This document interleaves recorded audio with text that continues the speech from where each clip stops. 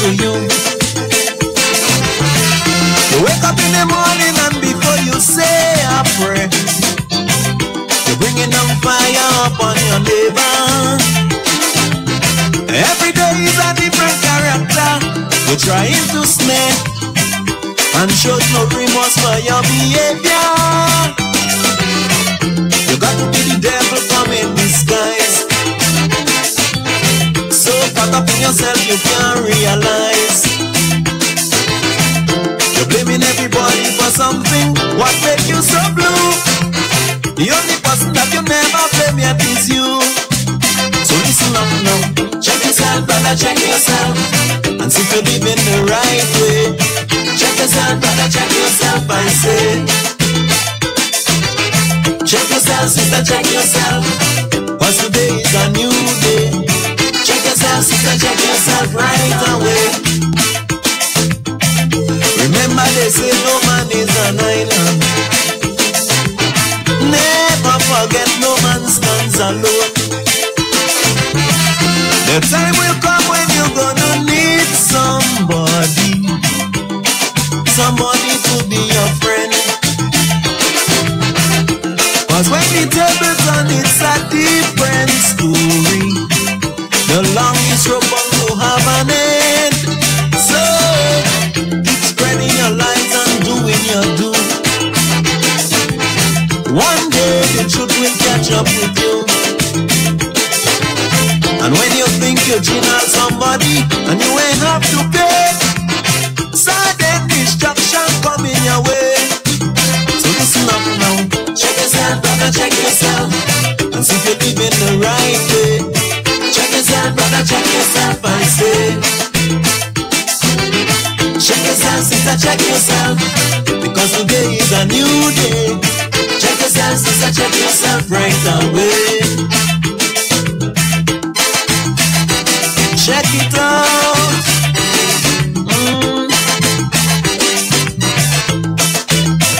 Oh mama, oh, look into yourself, brother.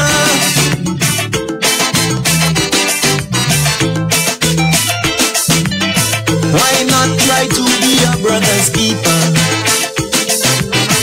instead of taking him to the cross? It's so much better to live in love with your neighbor instead of fighting and making trouble. So in a time of sickness or some dread disaster, he could stretch forth a hand to you. Oh, life is too short for us to be fighting. Fighting about who better than who. The sight of God, man, is nothing, so lace up your shoe. Start loving somebody else but you. And listen up, man. Check yourself, brother, check yourself, and see if you're living the right way. Check yourself, brother, check yourself, I say. Check yourself, sister, check yourself, because today is a new day. And good morning to you, Grenada, Carrier, Cupid, Martinique, the rest of the Eastern Caribbean, wherever you are. It is once again time for Hard Talk. My name is Sheldon Scott. And I'm Devon Romain. Yes, and you are listening to Hard Talk. Yeah, that's if you could hear us this morning. Realize all of a sudden another frequency has come up, 97.5, illegally, and is attempting to block this frequency, 97.5. At least it's trying to block the frequency. But they can't stop anything, and we'll find out who it is, and they will be charged. Yeah? Nice, good, yeah. Yes, man. So, Devon, how was it, man?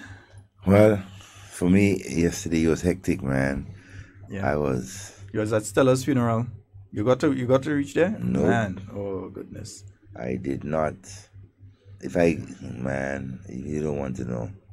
Yeah, I know it's been a lot of run around. Right now, my throat is paying for it. Yeah, so let me say a special good morning to the folks out there in Cloget. Yeah, I was in Cloget last night. I spoke up in Cloget. So saying a very special good morning to you, the folks out there in Cloget. Also saying a very, very special good morning to those of you out there in River Sally.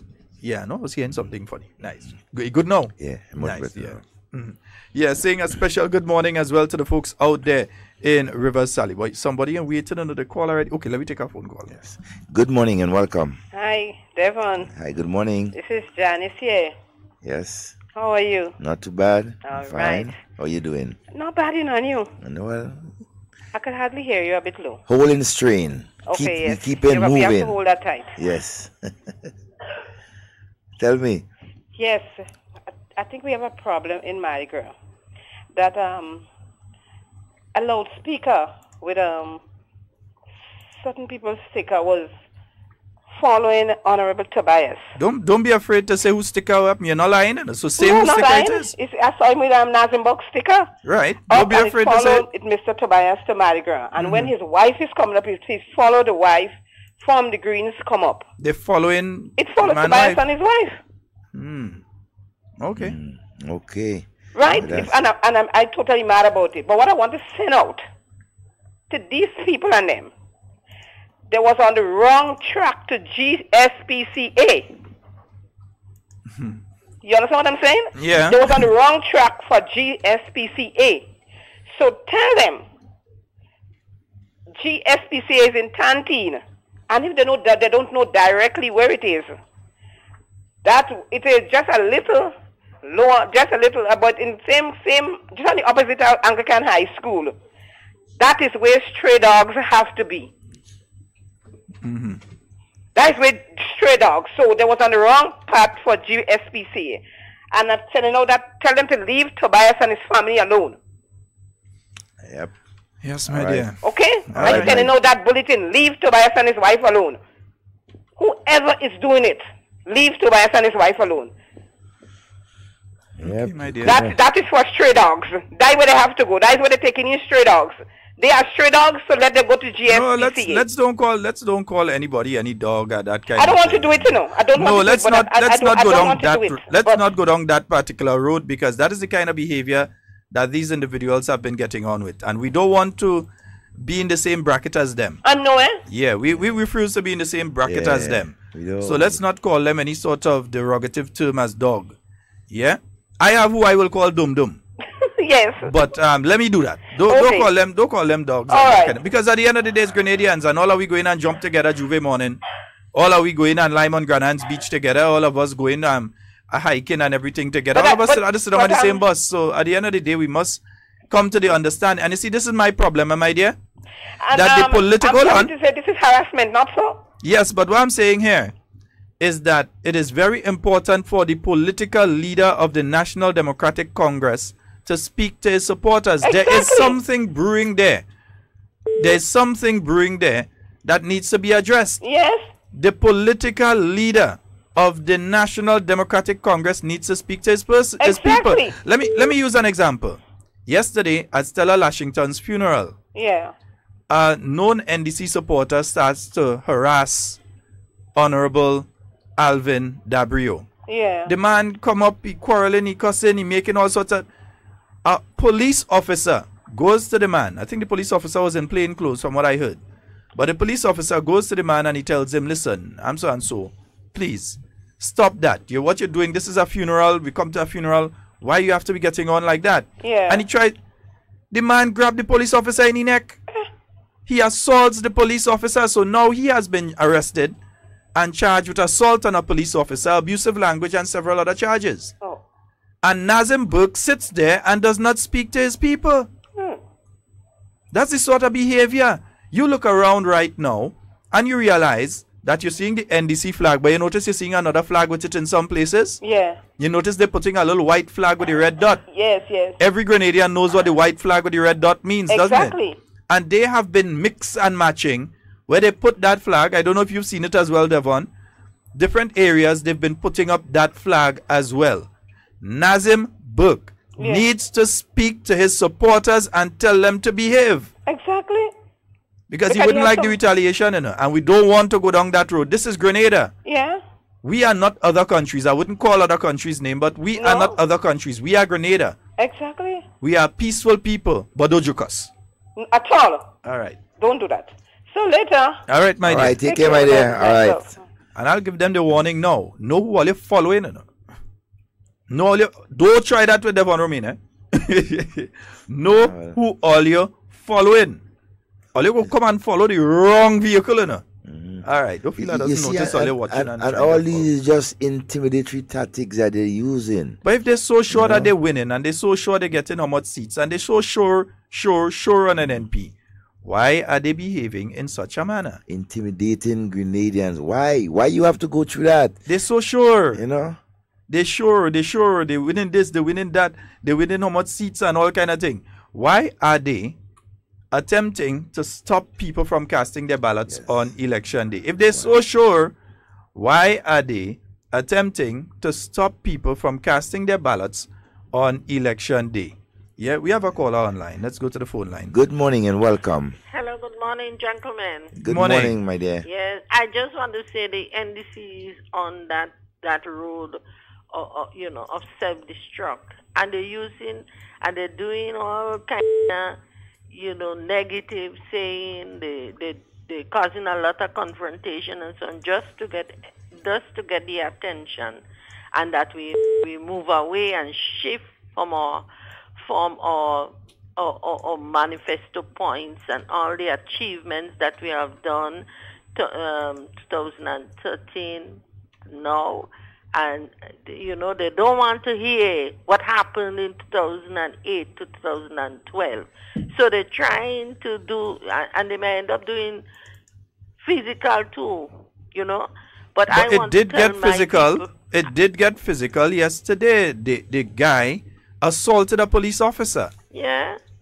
He assaulted one of our police officers, and I realize it's a thing with NDC people and police officers in St. John, because we remember the verbal abuse by George Vincent on a police officer in St. John. Yeah. And now we have another instance with similar sort of things happening.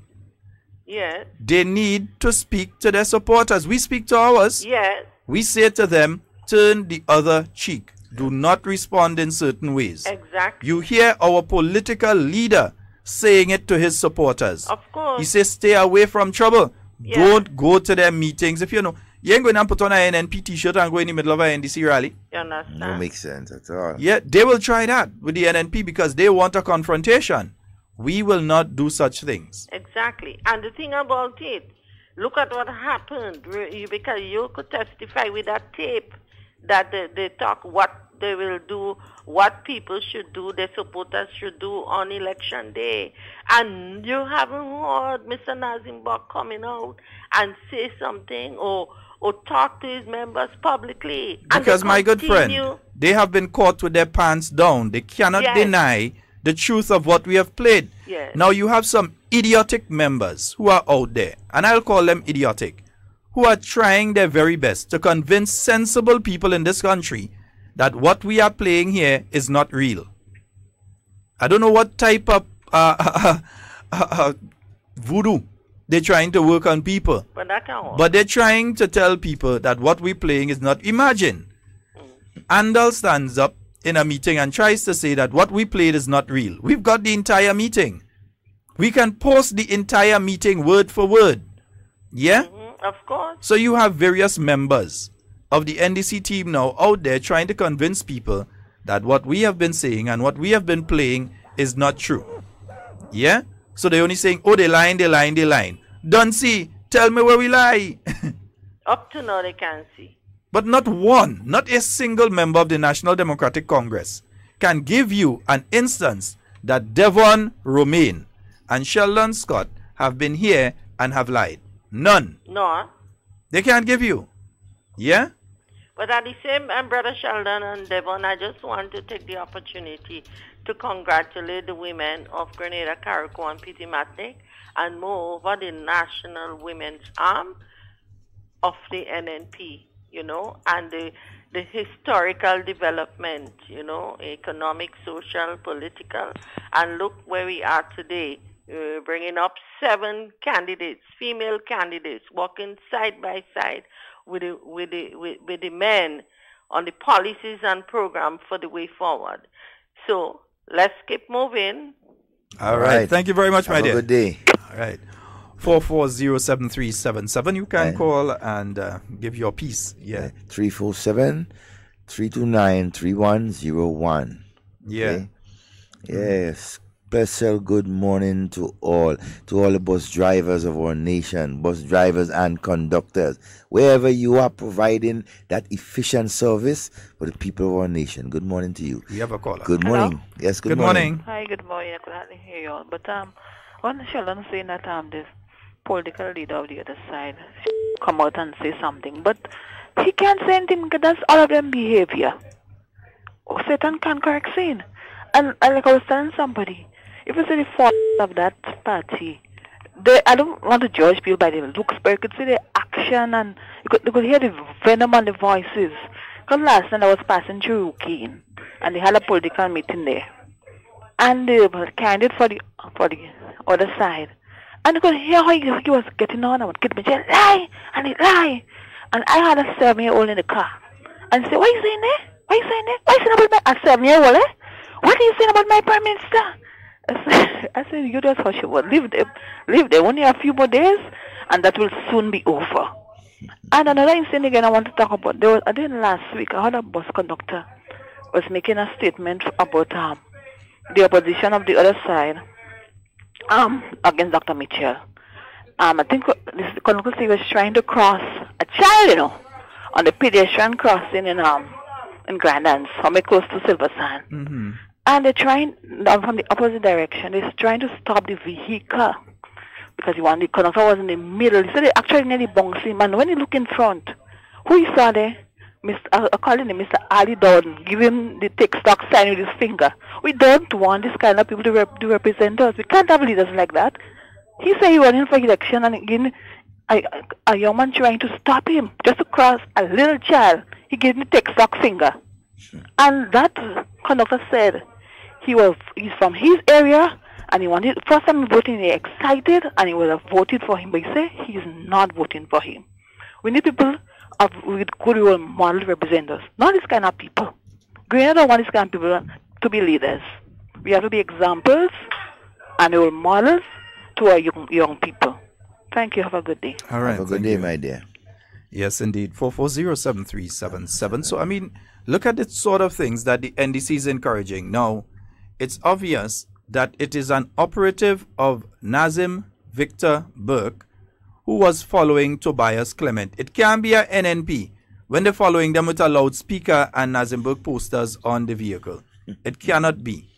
Yeah, and you see when it comes to people's wife and those kind of thing, I believe stay far from that. Desperation. But we understand because they would have done their recent poll again and realized that 0-15 in favor of the new National Party once again. So we know that they're desperate.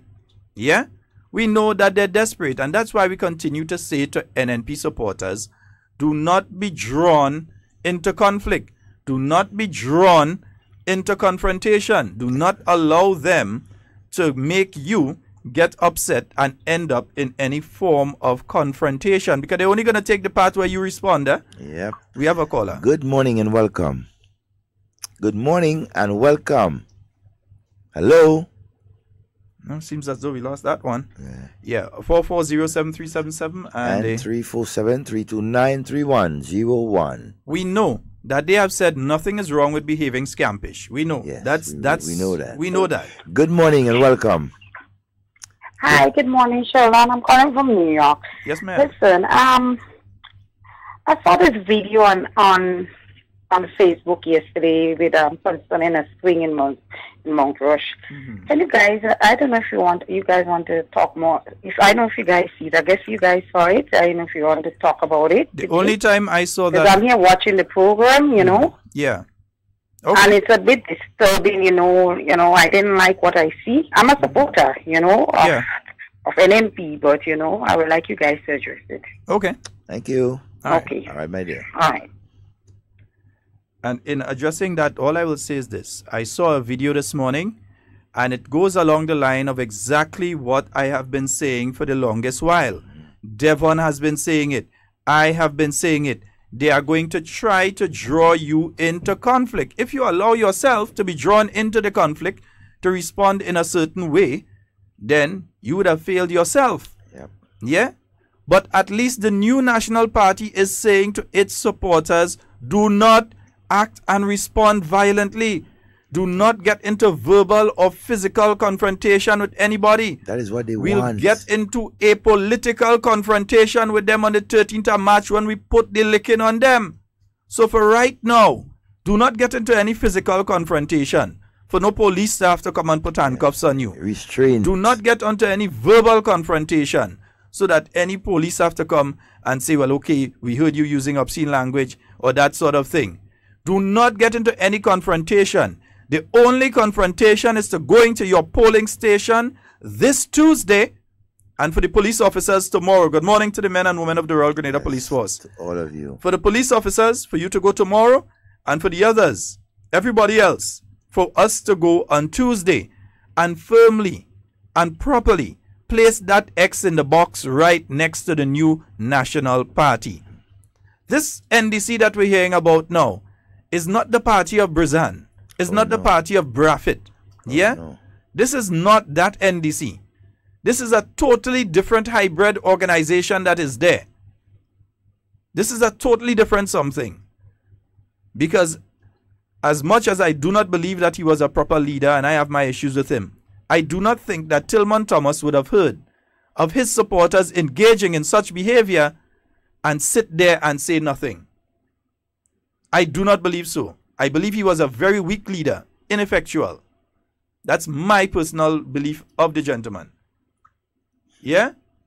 But at the end of the day, I do not think he would stay there and allow that sort of thing to take place. He would deal with them. He would deal with them.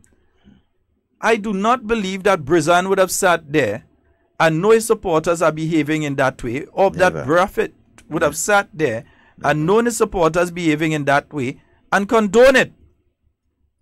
But Nazenberg sees no problem. He has no problem with that.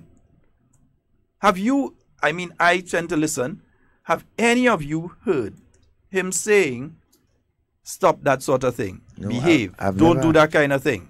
I've never, not even on his platforms, nothing. You have never heard him saying anything concerning the attempt to get people worked up and everything like that. And as Sheldon said, we have been saying over and over, they are trying all sorts of intimidatory tactics. They want to draw us into, supporters of the NNP, into a fight.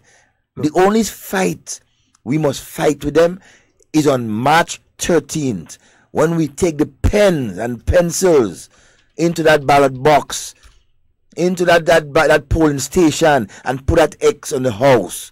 That is the fight we want to fight with them. That is the only fight. So supporters of the new National Party, yeah, we're saying it to you officially once again. Do not be drawn into any confrontation. Please. Look what Claudette Joseph, the needy and greedy lady, the lady that says that the people of the town of St. George and that all supporters of the new National Party and Grenadians on a whole by extension are needy and greedy. Yeah? This woman goes up to Mount Rush, is the housing scheme? Yeah, the goes up to the project, housing scheme. yeah. All of a sudden, she knows it have a housing scheme up there. She didn't know last week. She didn't know last year. She didn't know year before. She didn't know the year before that. But she knows a couple days before election that there is a housing scheme in Mount Rush. Goes up there without permission to place a swing set. Yes. If you want to place the swing set, if you really believe in that, if you really want the children to have the swing set, what is wrong with approaching the relevant ministry? In this case, it might be the Ministry of Housing, I believe. What is wrong with approaching in a proper manner, formally, writing to the Ministry of Housing and saying, look, we realize that there is no play facilities for the children in that area. If that's the case, I don't know. And we would like to place a swing set there. We have gotten the swing set. We'd like to place it there. If you write formally to them and they do not respond within a certain space of time, you go public and you say, well, look, I write to give the swing set. Exactly. And they didn't respond. But we cannot have. And as a lawyer, Claudette Joseph ought to know, but then I know what kind of lawyer she is. But as Claudette Joseph ought to know that you cannot just walk onto government property or private property, and that was government property, and do as you want. So just now she gonna go in the ministerial complex and just put a swing set in the middle of the gardens? Or she gonna decide that she go in and put some crib out in the hallway in the hospital? Or she gonna go on the cruise ship port and just decide she go and dig up some concrete and plant some trees in some spots? Yeah, she capable of doing that. Yeah? That example she said there in Mount Rush, she's capable of doing those type of things. That's issue one. Yeah. There's a second issue. Yeah, but that's issue number one. That the entire confrontation and situation could have been avoided if things had been done in the proper manner. And when it comes to governance, you have to do things in the proper manner. As the New National Party, when we were in opposition and we had to march, we didn't just take up our stuff and go and march. We wrote to the Royal Grenada Police Force, we got the proper permission, and we abided by the rules which they laid out. They say you could walk here, we walk. They say you could pass here, we pass there. We abided by the rules. But the NDC is no such rule-abiding organization. They seem to think that they can do anything that they want with no consequences to it. Yep.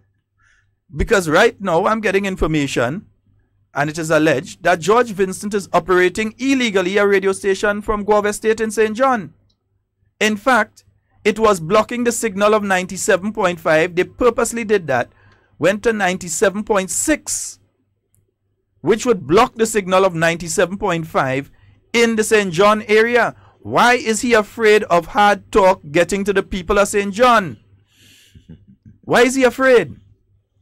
Like, he didn't realize we are 89.5 too. No, you don't realize Why is he afraid of the story of what he has done with the police officer? Yeah, the or what disrespect. one of his people did to another police officer and to the MP for the area, and soon to be returned MP. So we realize the pressure. Pressure bus Yeah. pipe. So the arrogance is the arrogance and the violent nature, and they want to lash and they want to thing, and they see what you ban on your hand and they want to cuss you. That sort of behavior has no place in Grenada. You all need to vote against it. You know, You yesterday, all need to vote against it. yesterday an incident almost took place where you had the clashes of the different political party right in Grenville, where you had the NMP was scheduled to have a meeting in the Methodist, okay, and when most of them got there, they saw the NDC persons there having a meeting. And it almost created, something. But again, hey, Honorable Yolan being Horsford and her crew opted, pull buses together and get up people and move to a different location. Simple. See? You don't end up in no confrontation. Simple. That's the spirit. That's why we were singing the song yesterday. Promise me, son, not to do the things I've done. Walk away from trouble if you can. Yeah, man. Walk away from trouble. Anytime you start, just remember that song. Yeah. And that is coming from experience. I can tell you that. Experience. Walk away from trouble. Because me ain't easy to deal with, Walk away. All right. Right? So we are appealing to all our supporters. Walk away. Engage in discussions and so with fellow Grenadians. As soon as you see it get heated and confrontational, you just walk away, my brothers and sisters. Let's ask a question. Somebody just sent a message to me, and they're actually correct. Wasn't it the same Claudette recently speaking about treating electors before an election? In other words, trying to bribe them. Yes. So a swing set less than a week away from the general election is not a bribe. It's not a bribe. It's a gift. Because it's in the constituency that you want to represent, and you're going and get real licks in a short while because Pedro go fix you up nice and proper. So 4 days and some hours from now, people are going to vote. And you decide that you're going to erect a swing set in the area where there are voters. So that's not bribery, right? That's not treating voters. That's not bribery. No, that's not bribery. Claudette, that's not bribery. No, that is not bribery. As a lawyer, I want to hear your interpretation. Yes, of that. Of my accusation. Yeah, I want to hear your interpretation, because as far as I'm concerned, that is bribery. That is treating. Yeah? That you're attempting to get the voters there to vote for you, but you could jump high, you could jump low. Desperation. You could put up swing set, you could swing on a set, you could do whatever you want. You're going to get one of the worst political cocktail that ever passed in Grenada, in the town of St. George. You mark my words. And you know, Sheldon, that comes just a day after there was a massive meeting, all right, around the region of Montrush by Peter David and his team. Right there, the night, and look, the next day, look at what is going on right around that area. Oh, it's amazing. Okay, let's take a call. It's amazing. Oh, boy, we lost that call. Yes. Call a call back for us, please. Yes, please. Yeah, give us a call back. Nice. Yeah. But this thing has to stop. It has to. The new National Party ain't a violent party. We have time for this kind of thing. Yeah? But people are human beings too. And if I stand up and I say, do not videotape me, do not take my picture, I do not consent, and you do something. Good morning, and welcome. Hi, good morning to you, Devon, and good morning, Sheldon. Good morning, ma'am. Today is International Women's Day, and therefore I want to congratulate all women for the tremendous strides that they have made in the trial and state of Grenada, Carriacou, and Martinique. I also want to commend those who get involved in politics, because it's not an easy thing for women to get involved in politics. But I also want to speak to the issue at hand, the issue of everyone be vigilant at this time, whether it's NNP or NDC, because you see, at the end of March 13, after March 13 is completed with, we still have to be living together as one people, as one family, as one nation. And therefore, I want to strongly condemn also what happened yesterday at the housing scheme. And while the opposition had no right, or they had no permission to erect any building there, what happened in terms of slapping down the tablets of a woman on the celebration of International Women's Day, I condemn that, and I'm very disappointed that happened. It was very sad. I felt really, really sad last night, and therefore I want you on your program to continue to appeal to our people. Do not lose their cool. Count 1 to 10 before you lose your cool. Do not let people get under your skin and cause you to do things that you wouldn't normally do in a normal time. Politics is a short period of time, and it can cause people to even lose their cool according to what is happening around you. But we have to be able to deal with those issues without getting involved in confrontation. Yes, especially with what happened, what I see happening over the last couple of weeks. I mean, on both sides. I wouldn't say it's only NDC people, because in sometimes our people also get so hot that they do things that in normal times they wouldn't do. So I want to say to you, continue to appeal to them, continue to sing that song, that they can support the party without creating any problem. Yes, indeed. Hello? Yes, ma'am. We're listening. Yes. So how are you doing? I'm good. I'm good. Waiting for March 13th. All right. I can't wait for March 13th. March 13th will be the telling time. The time when all doubt will be put to rest, when all propaganda will be put to rest, when we will return the seat in the Northwest to the new National Party with a bigger and better victory. Let me ask you, Minister, you had a meeting last night. I didn't have no meeting last night. I attended a meeting by Sister Kate Lewis in Ahoma, but I also had a youth engagement in Lakabeke. It was not a meeting, it was a social interactive session. All right, because I know there was some session there last night, so that's why I was trying to confirm. Yeah, no, it was just an interactive session. Tonight we are at Brojgo. We're doing a joint meeting. Sister Yolan Bin Hospital and I. Wonderful. We are doing a joint meeting tonight, and my last meeting will be Saturday at Mountain Plainfield. It will be the meeting of all meetings.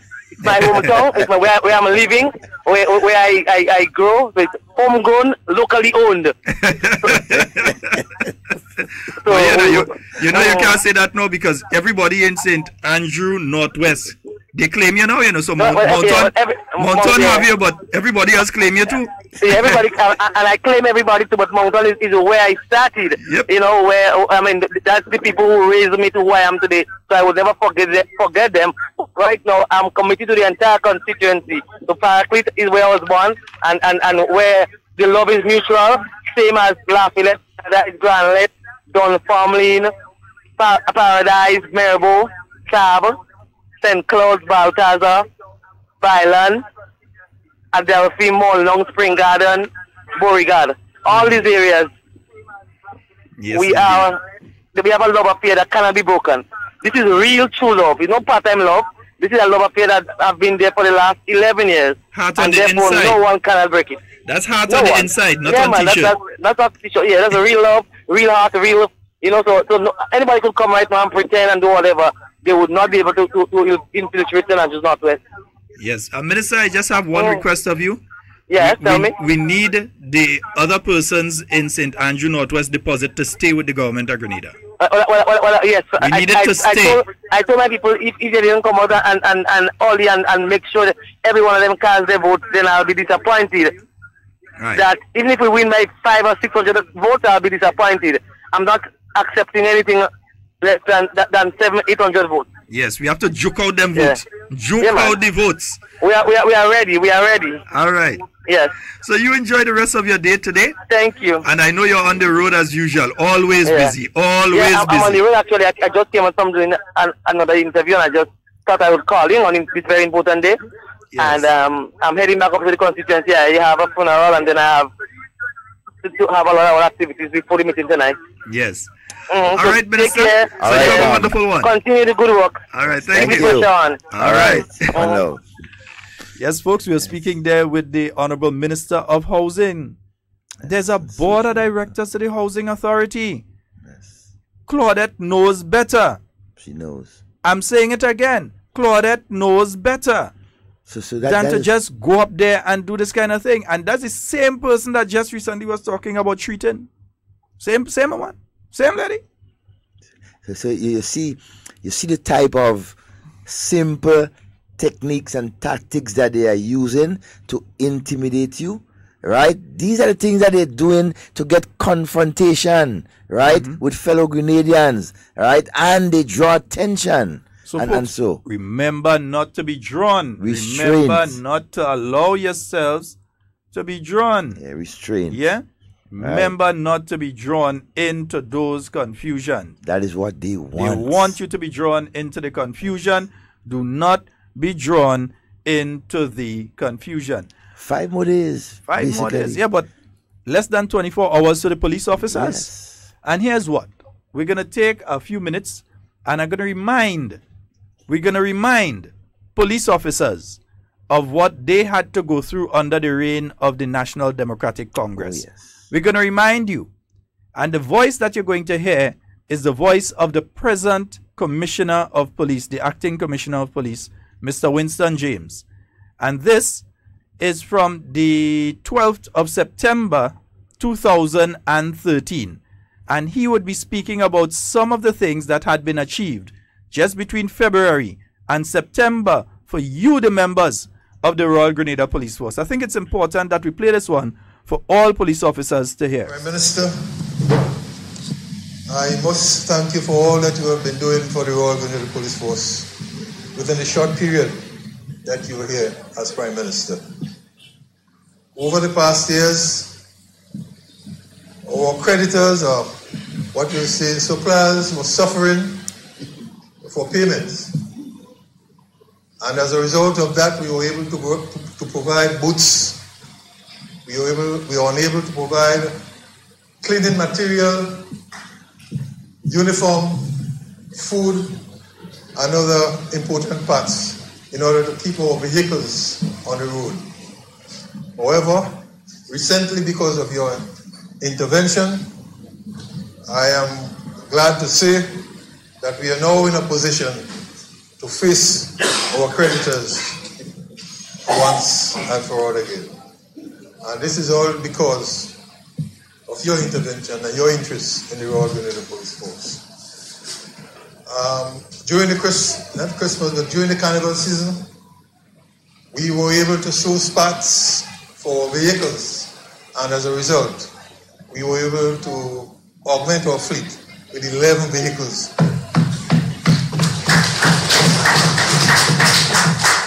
That were sitting in the police garage, some for over 4 years. Again, so we want to thank you. I must say hats off to you for the great work you have been doing in respect to suppressing crime. You heard the deputy spoke about that.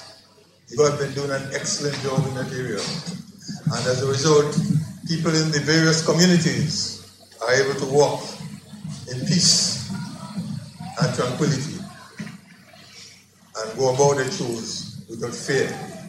And this is all because of your input with respect to the suppression of crime. And I must say, just recently, during the carnival season, this reflected quite clearly. And as a result, in the Eastern Division, we can safely say that there was no serious crime during the carnival season. And this was all because of the proactive action taken by the divisional officer with guidance from, I must say, the operation officer and other officers at the police headquarters.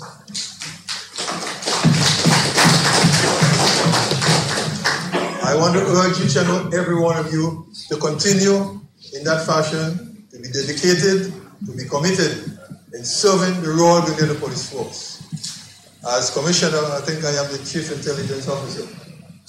And I want to say to you here that information is coming out that there are certain persons within the ranks who are doing things to undermine the progress of the Royal Grenada Police Force. I want to say here openly and quite honestly that if we have the evidence to deal with those persons, we will certainly deal with them. So I'm asking those of you who are involved in that secretly to be careful. Remember, you are a police officer, you are paid as a police officer, and you are supposed to serve the government of the day. That does not take away your responsibility to serve any political party of your choice. But you must not be openly involved in activities that would undermine the progress of the police force and the government. Do you agree with me, ladies and gentlemen? Yes, sir. So you know more than me some of those persons who are involved in those activities. And members of the public are aware. And we are closely monitoring that situation. It is quite late. I don't want to steal much time from the Prime Minister. But I want to say to you, sir, the men are quite motivated and they're ready to do the extra in order to serve the Royal Grenada Police Force and Grenada as a whole. I must tell them that over the carnival season, we had thousands of visitors here, and many of them called in and also expressed how happy they were with the performance of the police during the carnival. And I urge you, the members of the Eastern Division, to continue giving your full support to the officer in charge of the Eastern Division and the Royal Grenada Police Force as a whole. May God bless each and every one of you. Yes, folks. So, yeah. And that one was especially for you police officers. Yeah. Because remember the situation at various police stations around the state of Grenada where you had to buy your own toilet paper when you're going in and do duty. You, police officers, that is what Nazim Burke and the NDC did to you. You had to purchase your own toilet paper. Sometimes you had to purchase your own stationery for the different offices. Sometimes your shoes. Well, the shoes, if they don't purchase it themselves, they get it from the Catholic Church or so. But uniform, generally, kit, was not being provided by the government of Grenada. You had an issue with that where you had to be patching this and patching that and patching the other. Yeah? So you had those issues. Yeah? With our even worse. security forces, imagine that. Even worse, vehicles. So if a crime was taking place at certain police stations and you had to get a vehicle to leave from that station to go and take care of the issue, they couldn't. But between February and September of 2013, 11 vehicles were delivered to the Royal Grenada Police Force. Plus, they could have started receiving other goods and services because Royal Grenada Police Force was basically owing all the suppliers. Wow. Be it the vehicle suppliers for parts, be it the tire people, be it all different areas, they were owing them. And as such, they could not get more stuff. They couldn't even get cleaning agents to say, well, you're cleaning the bathroom and so at the different facilities, Well, even because you know food. police officers do have to basically live there for a period of time. They have to clean. Well, even Commissioner said food. Food, they couldn't get it. Yeah, shot. Oh my God. They couldn't get it. That is what police officers went through under the NDC, the National Democratic Congress. That is what police officers went through under them. That is disturbing. Yeah, and they are the ones coming now to tell you they like you and they will take care of you. How much increases did police officers get under the NDC? Zip. How much? Zip. None. Yeah? You think they did care about Coast Guard? No, they don't. Did they care about immigration officers who are the first line of contact with people coming into the country? Did they care about the immigration officers? Did they care about the Coast Guard officers when our fishermen are missing? Or when some leisure boat goes out there and there's a problem, that the Coast Guard officers have to go out there, no matter the type of weather, they have to go out there and risk their lives to go and find these people and save these people. Did they care about them? No, they didn't. Did they care anything about the officers in the traffic branch or in the special services unit? They didn't care anything about any of them. Yeah? But folks, we have to make contact right now with the Parliamentary Electoral Office. So we're going to just put on a little song and I'm going to make contact with them so that we could get clarity on several issues. Walk to them! Walk! Right now, Grenada on fire. Everybody start to perspire. Let's keep moving on. Let's keep moving on. 840 million. Let's stop with Juice on the island. Let's keep moving on. Let's keep moving on. NDC beg and beg for a blind. Tell the people I said a lie.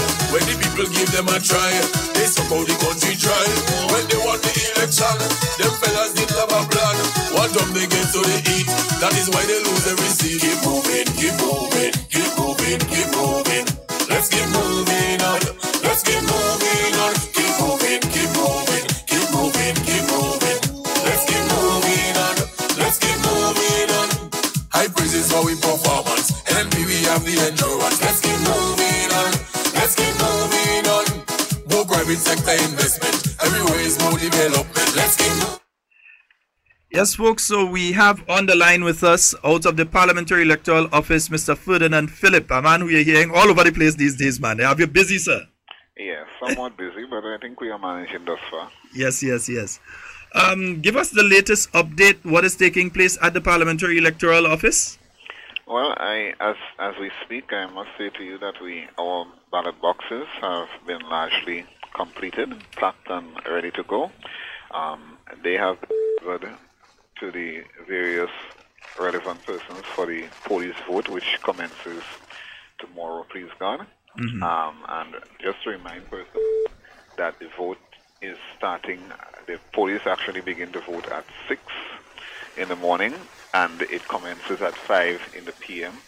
So we want persons to be aware of that. So 6 also, to 5? Yeah, pardon me? 6 in the morning 6 till in 5. The morning to 5 in the PM. Yeah. Yes, and all things remain as with the general polling day, with the exception that the police vote will not be counted on the said day. Mm-hmm. That's the difference. Every ballot will be accounted for, but the votes will not be counted, and so persons, ought to be aware of that. There are a total of 874 police officers throughout the tri-island state, and so these officers will be casting their votes. I would also take the opportunity to remind persons that a small number of officers may not have been on the police list for, unforeseen reasons. They may be on the consolidated list, and so if and when they do show up in the line come the 13th, we urge the rest of the voting electorate to, facilitate them, allow them to be able to vote early so that they can get back to do their duties. So that's for tomorrow, please God. Mm-hmm. Because when you said the general applications for Tuesday also apply for tomorrow, in other words, alcohol cannot be sold, etc., etc. Yes, no alcohol, and several proprietors have called and inquired about that. Can I just read the section that speaks to it? Yes, you can. Go right ahead. It's for persons who are interested. They can go to our website peogrenada.org, go on to documents, and they scroll to section 82, and it speaks to that. It speaks here: no intoxicating liquor shall be sold, offered for sale, or given away at any premises situated in any constituency in which an election is being held, and to which a liquor license is issued under the Liquor Dealers License Act, chapter whatever. Now, every constituency will have polling stations. So the law says at any premises situated in any constituency in which an election is being held. So persons be aware of that. Or an election will be conducted. It would be called special elections day because it's only for police officers, but elections nonetheless. And no intoxicating liquor shall be supplied to any person at any premises situated in any constituency in which an election is being held, and to which a license issued under the Registration of Clubs Act, Chapter 282, applies at any time between the opening and closing of poll on polling day. And persons who contravene the provisions here shall be liable to a fine of $500 or to imprisonment for 6 months upon conviction. So persons are to be aware of that. Please be guided accordingly. So none of the bars are supposed to be open tomorrow. No. The average person who is wearing their political green wristband or their T-shirt, will they be allowed to do so tomorrow? No, they should not be. And then campaigning should not be occurring tomorrow also, but they should not be wearing whether it is the wristband, the scarves, the jerseys, the whatever. These things should stop tonight. It's an offense for them to wear it tomorrow. Yes, it is definitely found under the offenses because I guess the persons who framed the law gave consideration that those who were undecided up to that point, all that could have been done to put them into a camp or the other would have been done. So we want persons to adhere to these stipulations, and the penalty for such imprisonment for a term not exceeding 5 years for persons found guilty of that. Now, as it stands, I cannot recollect any person ever being jailed for infringing the law in this area, but we do not want to set a precedent. That's the first time for everything. Yes, so all is ready. The police will be voting where they have at the police stations, or is there? Yes. How do they go about that tomorrow? If you would permit me, I would call out the various. There are 15 identified polling stations for police officers, and what happened? We have cited them where in every constituency where a police station is available, we have housed the polling station there. But in several constituencies where there is no police station, then the Parliamentary Elections Office is used. So I want to go through the polling stations quickly for the police officers tomorrow. There are 15 of them, and the officers, although they may be, and I use a clear example, an officer who is resident and registered in St. Mark, but is based or located in Carriacou, that's his place of employment, he would have to get back to Grenada proper to be able to vote. If you understand, because you vote in the constituency where you are registered, but we know officers are regularly rotated. But for that occasion, they vote in the constituency where they are registered. So I think the police force would have internally made the arrangements accordingly. Okay. So for Carriacou, it's the Hillsborough Police Station. For St. Andrew Southeast, it's the Grenville Police Station. For St. Andrew Southwest, it's the Parliamentary Elections Office, St. Andrew. For St. Andrew Northeast, it's the SSU Camp Raymond. For St. Andrew Northwest, it is the Parliamentary Elections Office, St. Andrew. For St. David, it's the Magistrates Court. For Town of St. George, it's the Marisha House. That's for police. For St. George Northeast, it's the Tempe Parliamentary Elections Office, located at Tempe, of course. For St. George Northwest, it's the Parliamentary Elections Office at Happy Hill. For St. George Southeast, it's the St. Paul's Police Station. For St. George South, it's South St. George Police Station. For St. John, it's the Gulf Police Station. St. Mark, Parliamentary Elections Office at St. Mark. St. Patrick East, it's the Sutters Police Station and St. Patrick West, it's the Hermitage Police Station. All right. Also, we know outside of the police vote tomorrow, we know that some of the polling stations in different areas have been merged or changed. Could you give us a rundown of those that have been changed or merged? Okay, so thank you very much for the opportunity to just highlight these once again. And before I actually do so, I would just let persons know that the reason for the change was in the interest of the general public and for no other reason.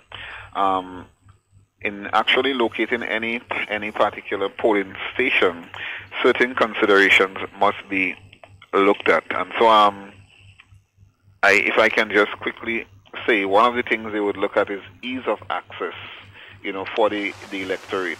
And we know, especially for persons who have challenges, physical disabilities and so forth, these come into sharp focus. And so up to this morning, someone came in and was inquiring about the change of one of the polling stations. And, when it was indicated to them that yes, that change was effected, the lady said it's about time. She was wondering why we took so long, because they had to go, and she cited some of the issues at the previous facility that was a concern to several persons.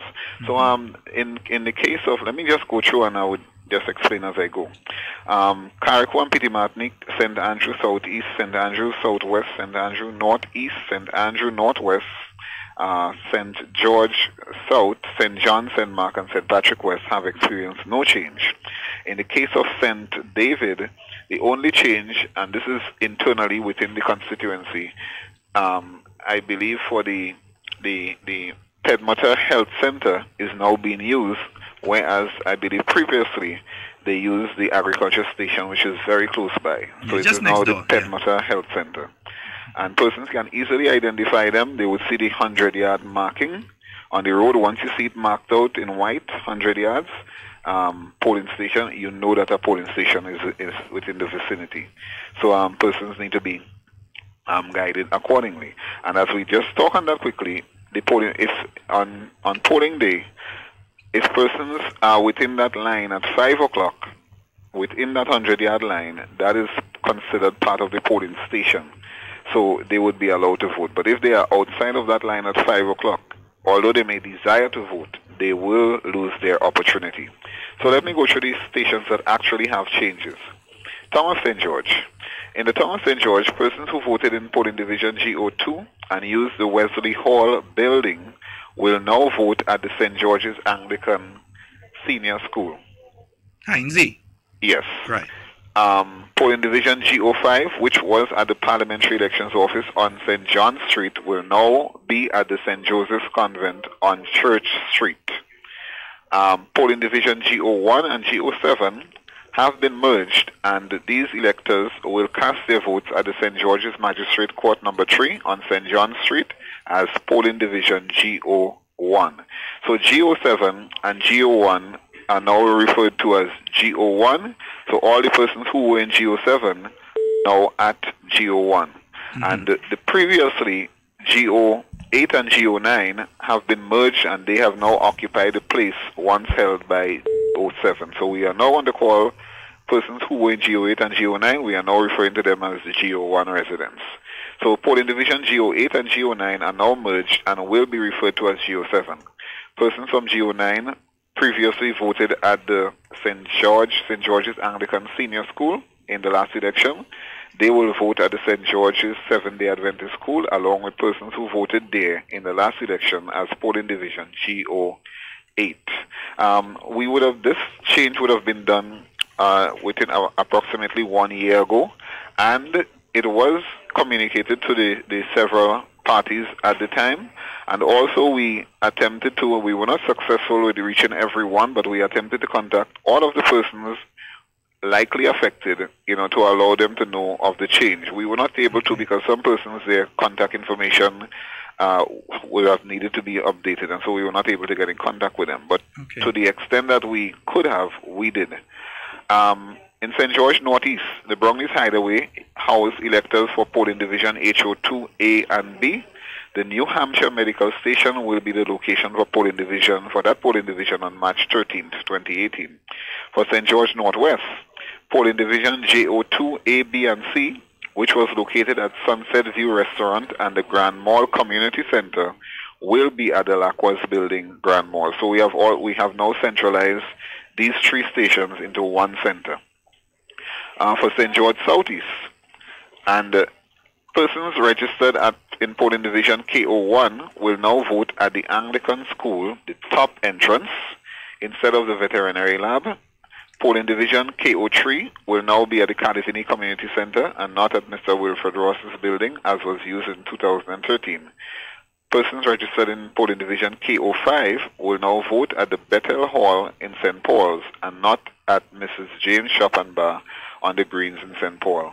Now, I understand some persons have, aired some concerns that the 2 polling stations in particular, that is KO1, which was at the veterinary lab, will now be at the Anglican High School, which is in the constituency of Town of St. George. But persons who have an understanding of the geography of the area recognize that it is just about 4 or 5 minutes walking distance from either one. The reason, and that is the same thing with Mr. Wilfred Ross's building, we thank Mr. Ross for making his facility available to us. But just on the other side of the road, again, even shorter than the one just previously spoken about, the community center there, the Calivini Community Center, was recently refurbished. And so that facility has all of the amenities required, for voters to vote in an environment of comfort and, flexibility. And so, although it is out of constituency, the movement is not great, and it was done in the interest of providing the best facility possible for the voting electorate. So we want persons to be aware of that. And for St. Patrick East, persons registered in polling division PO4 will now vote at the New Testament Church in Monfendu. Electors voted previously at Mr. Jim Cornwall's premises in Monfendu. Okay. So these are the changes. All right. One question that came in online, one of the listeners is asking about the posters and banners and so on during that special election day tomorrow. What is supposed to take place with those? Well, just as with the issue of the alcohol, it's an election day, and all rules apply. So all campaigning, all posters and so forth, they should be discouraged because and I believe that's from 12 midnight, because election regulations come into force preventing that at that 12. Time. Okay, wonderful. Also, we've had that issue of the, employers who have been making statements in some instances, 1 or 2 instances, have been making some statements to their workers about going to vote and that sort of thing and their jobs. What is the latest in relation to that particular issue? Yes, we have, and we would depend on the general public to get that information out there also. We have heard 1 or 2 complaints, about employers. To be honest, we have not heard anything official. It has been, so to speak, through the grapevine. But we depend upon our general population, to help us get that message out there. I have heard issues that persons who are actually limiting their employees to 1 hour to vote or 2 hours to vote. And yes, I understand, in regards to the employers, they understand the need to maintain productivity, but persons must be aware that, this is a provision that is made, for the employees of our nation. And I want to read the law regarding such before I just speak further. Section 83 of the RPA, Cap 286A, says employers to allow employees the prescribed period for voting. Every employer shall, on polling day, allow to every elector in his or her employ the prescribed period for voting, and no employer shall make any deduction from the pay or other remuneration of any elector, or impose upon or extract from him or her, that is the elector, the penalty by reason of his or her absence during such a period. So, 1, they cannot impose any fine on that person. They cannot deduct from their salary. They cannot fire that individual. They cannot do anything like that, to that employee. That is their right by law to be able to vote.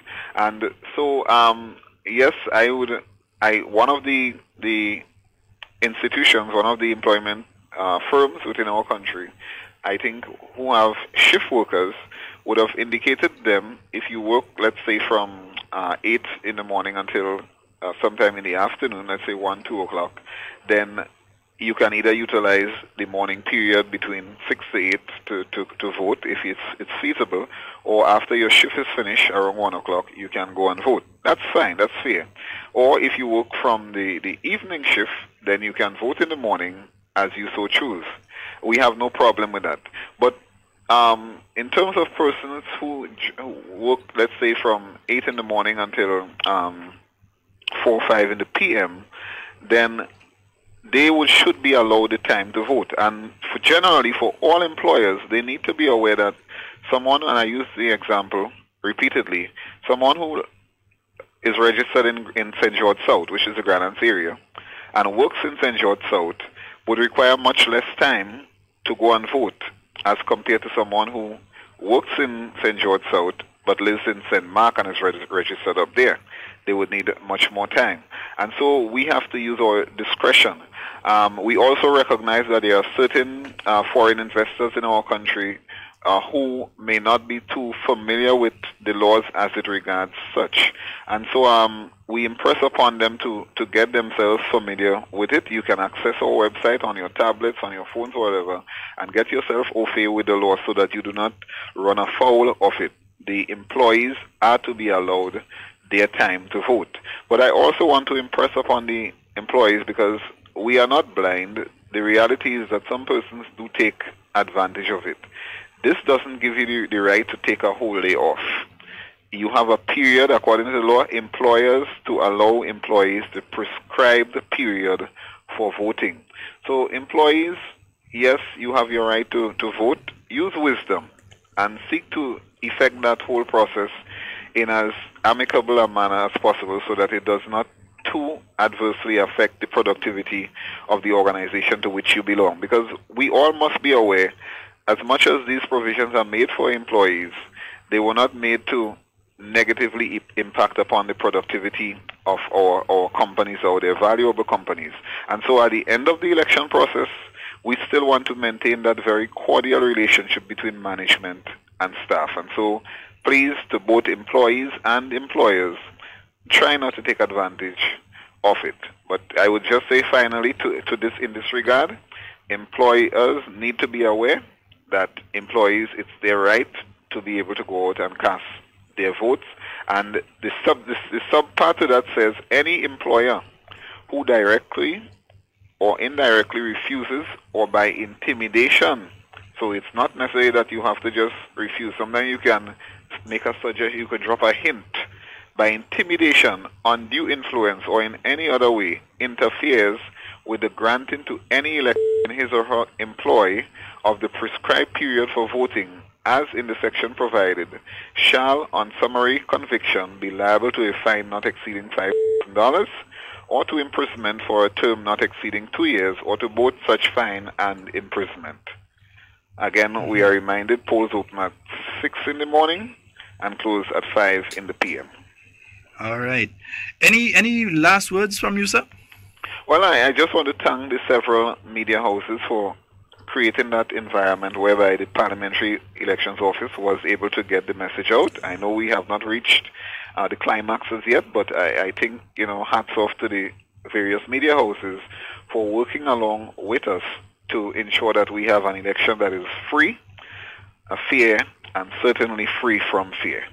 So again, hats off to you guys. All right. Thank you very much, sir. And you all have a wonderful day. We know it's a busy one, but try and have a good one as well. Okay, we will. All right. Thanks. All right, folks. We had Mr. Ferdinand Phillip there from the Parliamentary Electoral Office on with us this morning. Yeah, just giving us some information. Very valuable strange information. Enough, certain other people doesn't call to get them kind of information. And I know why. Maybe they don't want to hear them thing. Yeah, you see the truth. Yeah. We stand behind the truth by informing our people, Yeah, we have a call on. Good morning and welcome. Hello, good morning. Good morning, my friend. Calling for the program? Yes, your live caller, go right ahead. Hello? Your live caller, go right ahead. Right, let me take off the Yes, brother. On the line? Yes, you're go ahead. Okay, Brother Scott. You're live caller. Yes. Go right ahead. Proceed. Right, yes. I want to ask a question or two pertaining to a word the Prime Minister mentioned on the meeting in the meeting. The word Marco. I want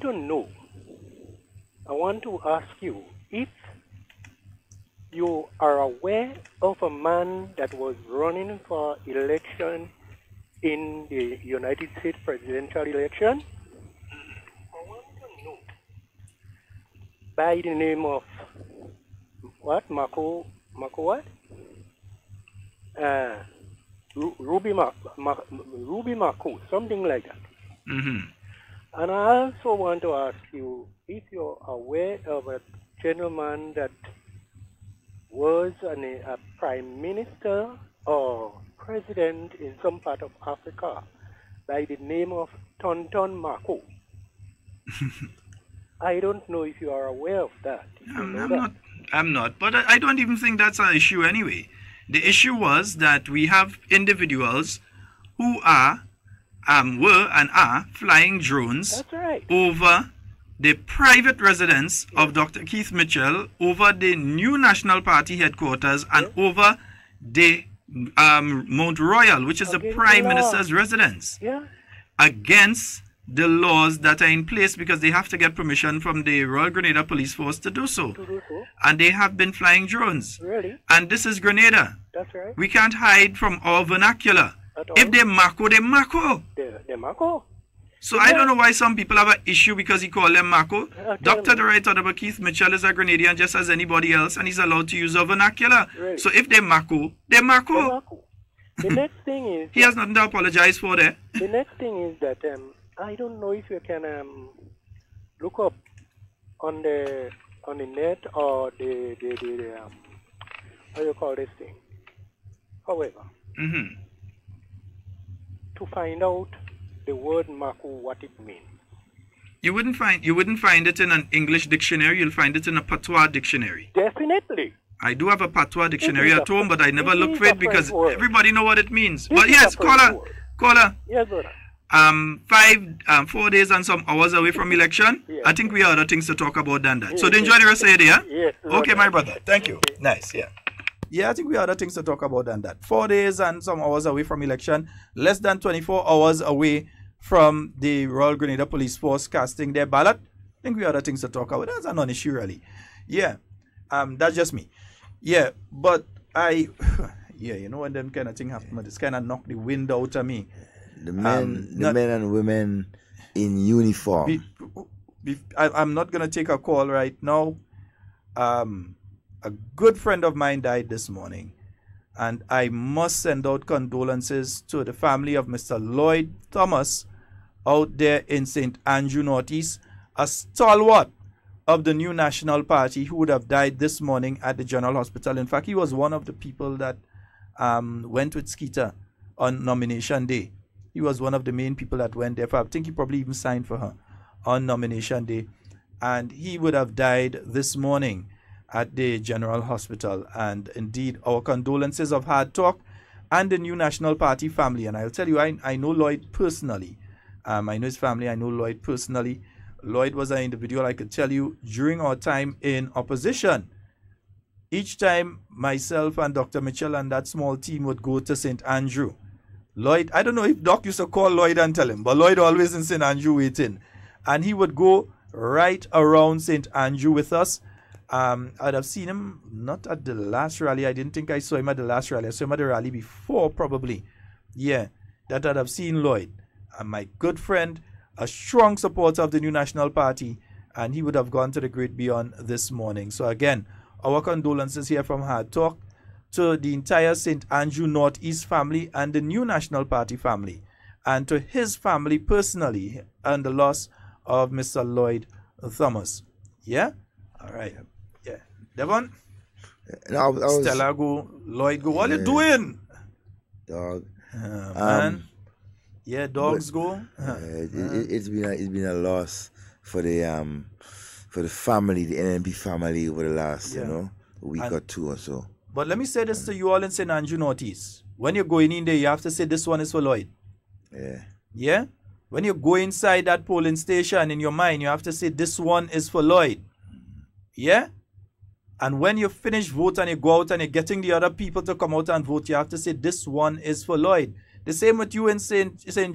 John's. When you go out, you have to say this one is for dogs. And Skeeter. This one is for Stella. Yeah? You have to make sure and bring out the vote. Having the vote, having people willing to vote for you is one thing. Knowing who are the people that are willing to vote for you is one thing. But actually making sure that they come out and cast that ballot on the day is just as important, or even more important. Yeah? You must know who they are, but you must also make sure that you, I like to use the term, juke out the vote. Yes. Wherever it is, because sometimes the vote hang up inside there and you don't want to come out. You have to juke it out. Yeah? And the hunters will know what kind of juke out we're talking about. Yeah, juke out the vote. That's a part of our word too. Juke. Yeah, juke out the vote. When the man want the tattoo today inside, that's where juke the vote is. We're juking out that vote, carving that hole and bring it out. Yeah. And paste it right there next to the house. Make no mistake about that. And to the men and women in uniform, the Royal Grenada Police Force, it's your day tomorrow, please the Lord. And I know, right, that over the last 4-5 years, your spirit has been lifted, right? You have now felt like persons who can now defend and secure the people of Grenada based on what you have been receiving. And so, right from this government, it's very important for you to provide a good service. You must be equipped. Devon, you realize too how some of the police officers driving the new vans and them kind of thing that look like a Hummer and thing. Yes. Them posing it looks, even those facilities they use to transport some of the individuals from the prison and so, right? Again, it's well protected. They are upbeat. Yeah, they are upbeat. See how the driving out at a certain level of pride. You can see that with the police officers. Comfortable. You could see it in the operations of the Coast Guard officers. You could see it from the immigration officers. A certain level of pride that they take in doing their job. Yeah, even the persons in the the traffic. Nice equipment and things. So them men and them keeping the vehicle clean, neat, nice. I don't see a scratch or none so far. So far, so good. Don't see a scratch. Them fellas and them moving nice with it.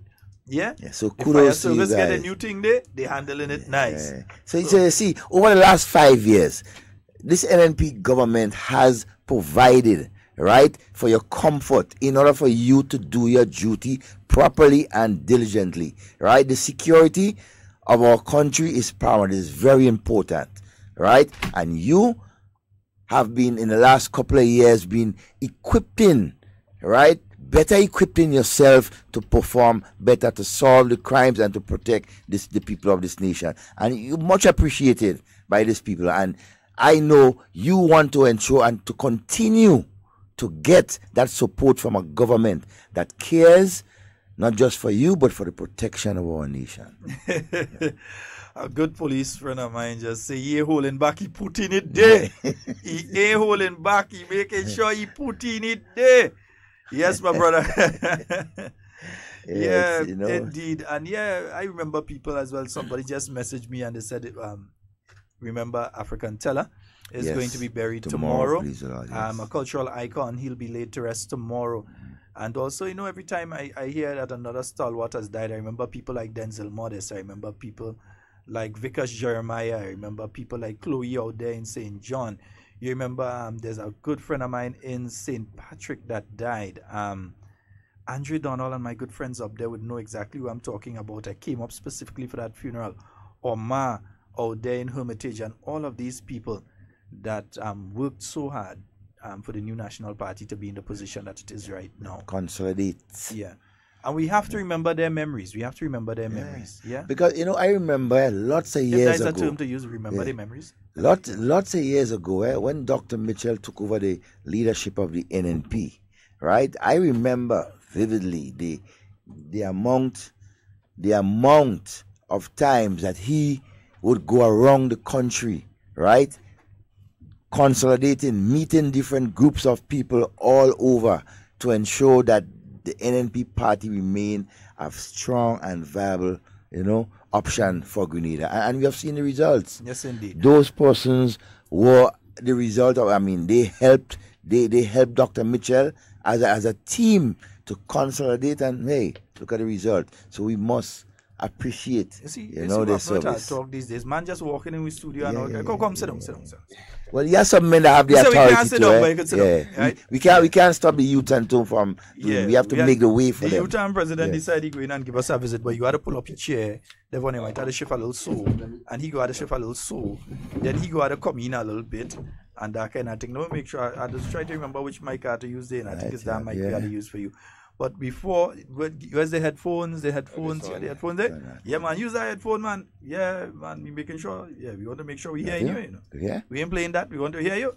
Nice. And before we go further, let's take this phone call. Yeah, good morning, Sheldon. Good morning, Devon. Good morning, my friend. Sheldon, Devon, listen the Commissioner of Police speak. All right? That tell you that the country, that the safety of our country was at risk. When you have the Minister of Finance, I was not providing for the security of the nation, which the police are the one to secure. Right? You have men who cannot get proper food to eat, could not get uniform, shoes. Right? How could this police how could the police function properly? Right? So see, the security of our nation was at great risk under NDC. Right? You must have to treat the police. And then they are the one that secure the nation. They are the one to protect. So if something like a fire to take place, right, the fire truck don't have proper tire, right? The vehicles to go and solve crime don't have proper tire. They have this. How could they do work effectively, right? What I thank God, as the Commissioner of Police, thank God for NMP that came in to bring peace and love and morality back into the police force. Right? Because, and you had the same man who was Minister of Finance. Look at how he treat the police force. Right? And now you have to be Prime Minister. What else shall I want to say? And doesn't care. He didn't care about nobody. If you care, first thing you should care about the security of the nation. And he will never care about the security of our nation. I brother Sheldon Devon, I want to say all, continue letting the grand people know what is happening. And we are waiting on March to go out and vote for one party, and that choice is NNP all the way. Let us keep moving. All right, my brother. Thank you. All right. Yes, and again, we had to say a special International Women's Day to all the women. All the women. Brother Judd, you reach, man. Yeah, finally. Before we go, we taking our call. Okay, go ahead. We take our call there. Good morning and welcome. Hey, good morning. Good morning. How you doing? All right. I like to express my condolences to Bessel Lloyd. I remember yesterday evening I spoke to the wife. As I was speaking to a lady yesterday, the lady happened to be an old NDC voter. She says she voted for the NDC since during the time of George Brizan. But the lady told me she's going to withhold she vote this time around because what she see as the NDC now, she said, is a group of fellas that look like they bend on revenge. You understand? And she say by the time they finish avenging people, 5 years might up because they have a lot of people to take on. You understand? And she said the mood and the utterance seems to her that they out for vengeance. I just thought I should throw that to make people know that there is a lot of people who think that way of the group of NDC that is there, because she's saying that she haven't seen the qualities of George Brizan in those people at all. She hadn't seen the qualities, or not even Tillman Thomas, and she's saying she don't know why Mr. Thomas is following these people about the place. You understand? And I totally want to agree with the lady. I too was intimidated by the former Minister of Housing. He said to me, he's a public figure for all over the years. I campaigned for him, I make noise for him and so on. And today he's telling me that I call in his name on radio, and so the man is a public figure. And I have not disrespected him. I still have a lot of respect for the man. You understand? So I don't know what will happen by this and Tuesday. But we have to be very, very watchful and very, very careful. Have a good day, my brother. All right, my friend. Thank you. Wonderful day. All right, folks, let's just take a few minutes. We have the Youth Arm President in here with us. First of all, let me correct something. We had been saying there would be a motorcade on Saturday. That isn't going to be happening. Well, we were planning the motorcade for Saturday, but due to some other concerns such as the huge motorcade that we'll have and the traffic, we decided that we will just do one big motorcade on the Sunday instead. So therefore, it's no longer will be the Saturday. Okay, so it just be the major motorcade. The major motorcade on Sunday. And on Sunday, yes. But we going green on Saturday still. We're going green. Everybody putting on the green. Definitely. Green hat, green glasses, green contact lens, green nails, green everything. Green hair, everything. Yeah. We're doing it yet. Nah, I ain't spraying my locks green. He could spray you and you own could cut. If I spray mine green, is when he coming out. Next thing, where?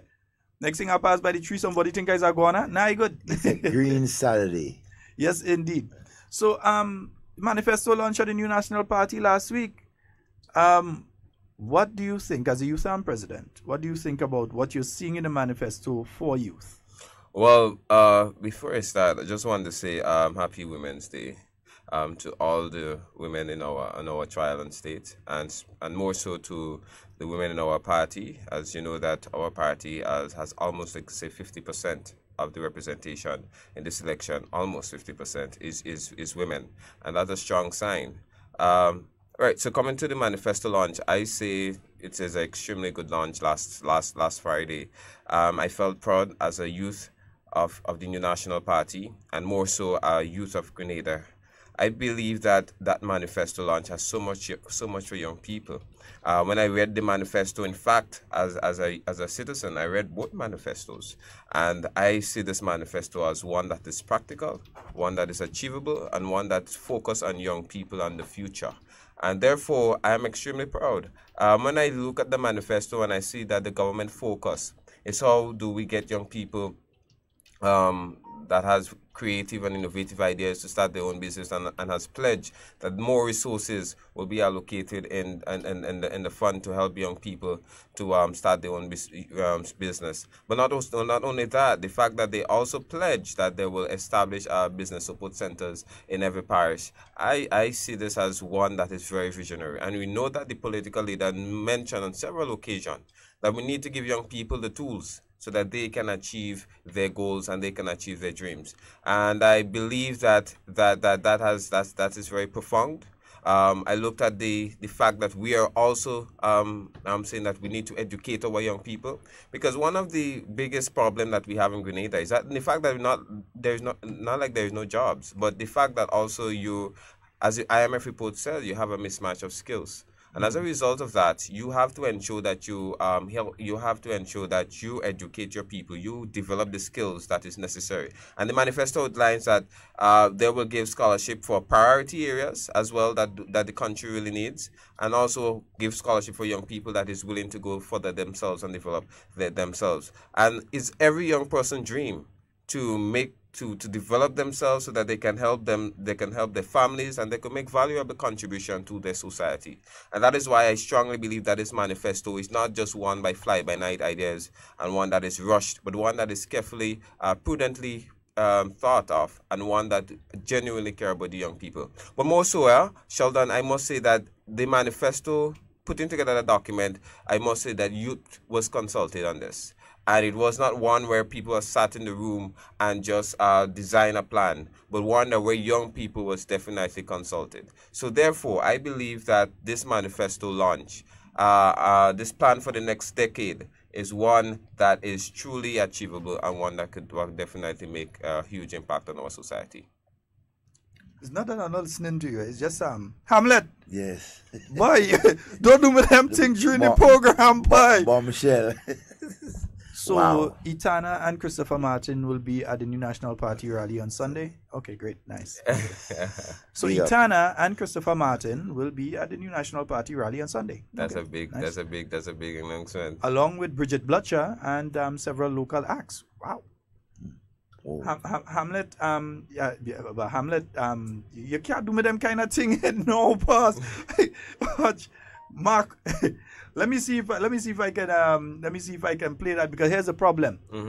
Because tomorrow is a special polling day, we cannot play any political advertisements between 12 tonight and 5 p.m. tomorrow. We cannot play any. And any station you hear playing a political thing, they're in trouble. So what I'm going to try to do now, let me see if I can get it up. Oops, I'm pulling up the wrong one for these days. Let me just make sure I get it here so that we can play that ad. Yeah, let me see if I have it there and pull that back and see if we could have that. As we get ready to make a mark for the future, the Party of the People, the new National Party, presents a hallmark campaign event this Sunday at the Pearls Airstrip. It is both an event of the celebration of Grenadian triumph over adversity and the commitment to keep moving. It's an event of praise and consciousness, featuring top gospel acts Serena Andal and her band, the Can't Sit Down Evangelist, Bridget Butcher. And after the message of hope, transformation, and empowerment from Prime Minister Dr. Keith Mitchell and another introduction of the Dream 15, we cap this campaign with a concert by Etana. But I'm not afraid. Etana and Christopher Martin. Consciousness reigns when two of the best voices of reggae take the stage. It'll take a minute. Share the moment with top local artists Bridget Butcher, Etana, and Christopher Martin. This Sunday at Pearls is not a party event, it's a national event. We move into the future as one Grenada, one people. Yes, folks. So, all right. Okay. This one will be definitely. This one. And remember, folks, it is a national event. So, members of the other organizations, you're welcome to come as well to the Pearls Airstrip.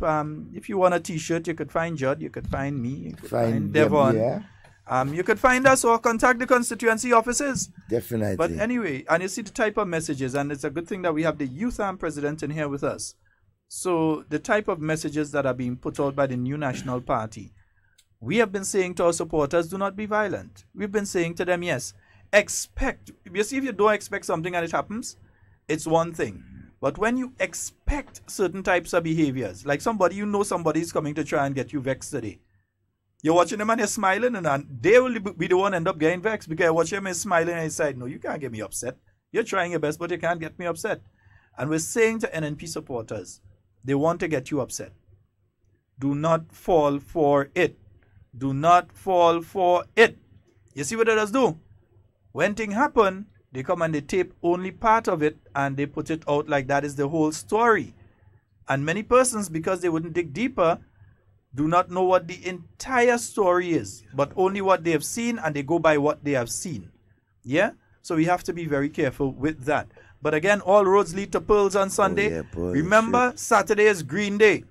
Saturday is Green Day. I'm drinking out a green cup and all. I'm drinking green juice. I don't drink Stag, but Stag is my favorite drink on Saturday. On Saturday. Yeah, the bottle green. Yes, the bottle green. Yeah, or Heineken. Or Heineken. Where's Lent? We can't drink alcohol. Anyways, but well, no, you are Rastafarian, right? Trust me, I'll put coconut water in it. Here's what. Let's take this call and then we'll get back to the discussion. Judd. Good morning and welcome. Don't really the discussion. I just get through off day. I understand. Yeah. Good morning, Devon. How you doing today? Good morning, Sheldon. How y'all doing today? Good morning, sir. I was just calling in reference to the comments you just made because, and Devon, you know exactly who's speaking. Yes. I was kind of alarmed last night seeing what we saw on Facebook in reference to that incident with someone from the other organization trying to do something which was not necessarily legal. Yeah. However, what supporters of various organizations need to understand is that their actions is a reflection of, and it could reflect badly on their candidates and the organizations that they're supporting. Most definitely. It's not nice to be in North America sitting there looking at things that's kind of reminiscent of the 1970s. I remember 76 elections And I remember other parts and times of our history when people was beaten up and all that kind of junk. Supporters need to understand that politics is politics. Someone is doing something, regardless of if it's illegal, you call the police. But seeing, people boxing iPads and everything out of people's hands is not cool. No, it is not Okay, at all. it's not cool, it's not right. It reflects poorly and badly on the candidates because people not knowing what's going on will think that the candidates is encouraging those things. And you see, that is, stick up in there. That is why our story has always been, do not be drawn into the conflict. And anyone who's been listening to Hard Talk can say that myself and Devon, and I know you know that, have been saying that constantly. And so when we see someone still fall aside, we say, no, that's not the right way to go. We do not agree with it. We do not condone it. But we also say to the other side, stop doing things to encourage that type of situation. That's it. Because the candidate happens to be a friend of mine, and speaking to him, he was alarmed, and he as he said to me, he said, look, I don't condone those things, and we cannot condone those things because in 1974, 1973, even 1976 elections, I remember those bad things that happened, and we cannot do that because that could keep your voters inside and keep your voters from not wanting to turn out. Yeah, that is bad, really bad, for the publicity. All right? And it's not nice that we're sitting in North America because, the world is connected by just going on one website and you can see everything. So we cannot advertise Grenada in that negative light. No, we cannot. I just would like to say that, I wish y'all all the best, and elections, hopefully it would be peaceful. We're not Jamaica, we're Grenada, a beautiful gem in the Caribbean. Let's keep it this way. Yeah. Hey, man, how is the family? Hey, I'm retired now, Devon. I'm retired now. But you must link me up, man. Yeah, look, you better send me back that link. I changed my phone and I lost a lot of my information. My number remains the same. We'll take care of that. Yeah, my number remains the same, okay? I know. All right, how is Bren's doing? Oh, she's good. She's good. Okay. All right, my regards. Take care. Wonderful. All right. All right, gentlemen. Good luck and be safe. Okay. One love. Don't get drawn into the BS now. Don't believe the hype. No, we don't. Into it. Okay, gentlemen. Right. Say hi to the wife for me. Okay, will do. All right. Yeah, and that's the thing, huh? People tend to have a hypocritical view of things. When it's the New National Party and an individual commits an act, they tend to say the NNP and they want to blame the entire organization. But when it's somebody on their side, all of a sudden this person is not associated with the organization. They're not officially a member. But Judd, you're a young person and you're looking on at the politics. The gentleman was just speaking about 1976 election. Yep. Don't feel too bad. I was not wrong either. So don't feel too bad. Only don't feel too bad. I was not wrong either. There. I can't talk about 1976. I probably was not even born. I was born in 76, but I probably wasn't born by the time that was taking place. So I was not wrong either. So as a young person, you're viewing this. You're seeing the aggressiveness on one side and so on. How does that make you feel? What are the thoughts going through your mind? Well, first of all, I have the understanding pretty clear in my mind that politics is just a difference in one opinion in what's a vehicle to take the country forward. And when you see certain people act in such an aggressive manner based on sharing different political views or different political opinions, it makes you wonder, is it something that you really want to get involved in? Because as a young person, you have so much at stake. You probably have your whole future ahead of you. You have your whole career ahead of you. So it really makes you wonder. But at the end of the day, it's pretty clear in my mind that I want to make a contribution to my country. I want to make a contribution to my community, and I will not allow the distractors to get me out, to take me away from what my full purpose or true purpose is in that process. But it's very scary for a lot of young people that is looking on. I mean, some people won't want you talk to them and they say, I don't want to get involved because of certain things that I'm saying.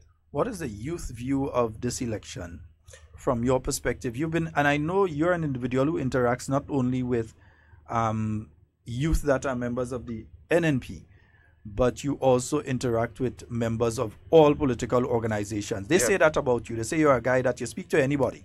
You don't watch a guy and say, there's an NDC, I don't talking to him. Well, my view is simple. When I speak with a lot of the young people throughout the country, from different political parties, I have very good friends that are members of the National Democratic Congress, and I respect their views. The fact that I don't necessarily agree with some of the policies that their political organization is bringing forward, and maybe some of the person that they have on the team, but I respect their views. And when I speak with them, in fact, some of them will support the National Democratic Congress, will tell you straight up. NMP is a party to lead this country at this time.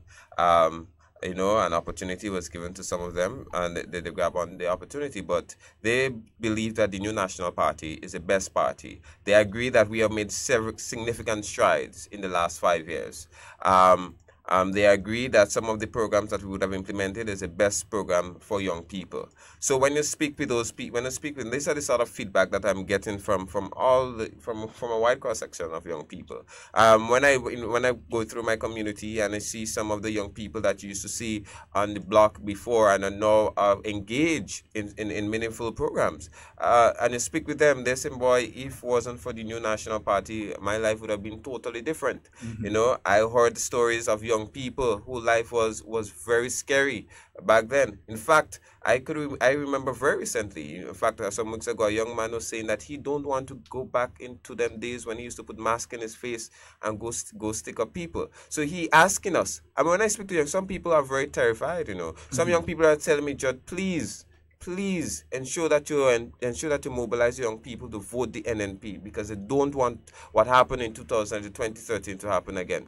But you have to make sure they know as well that they have to mobilize. Right. That part of it is their responsibility as well, because, as you say, we speak to young people, and I speak to everybody. I speak to Ali Dowd, and I speak to everybody. I don't watch nobody, no cross-eye, and don't speak. I speak to everybody. I could see you could be decked from head to toe in yellow. Your toenail and all paint yellow, and I'm talking to you as normal as anybody, because I quite frankly don't care.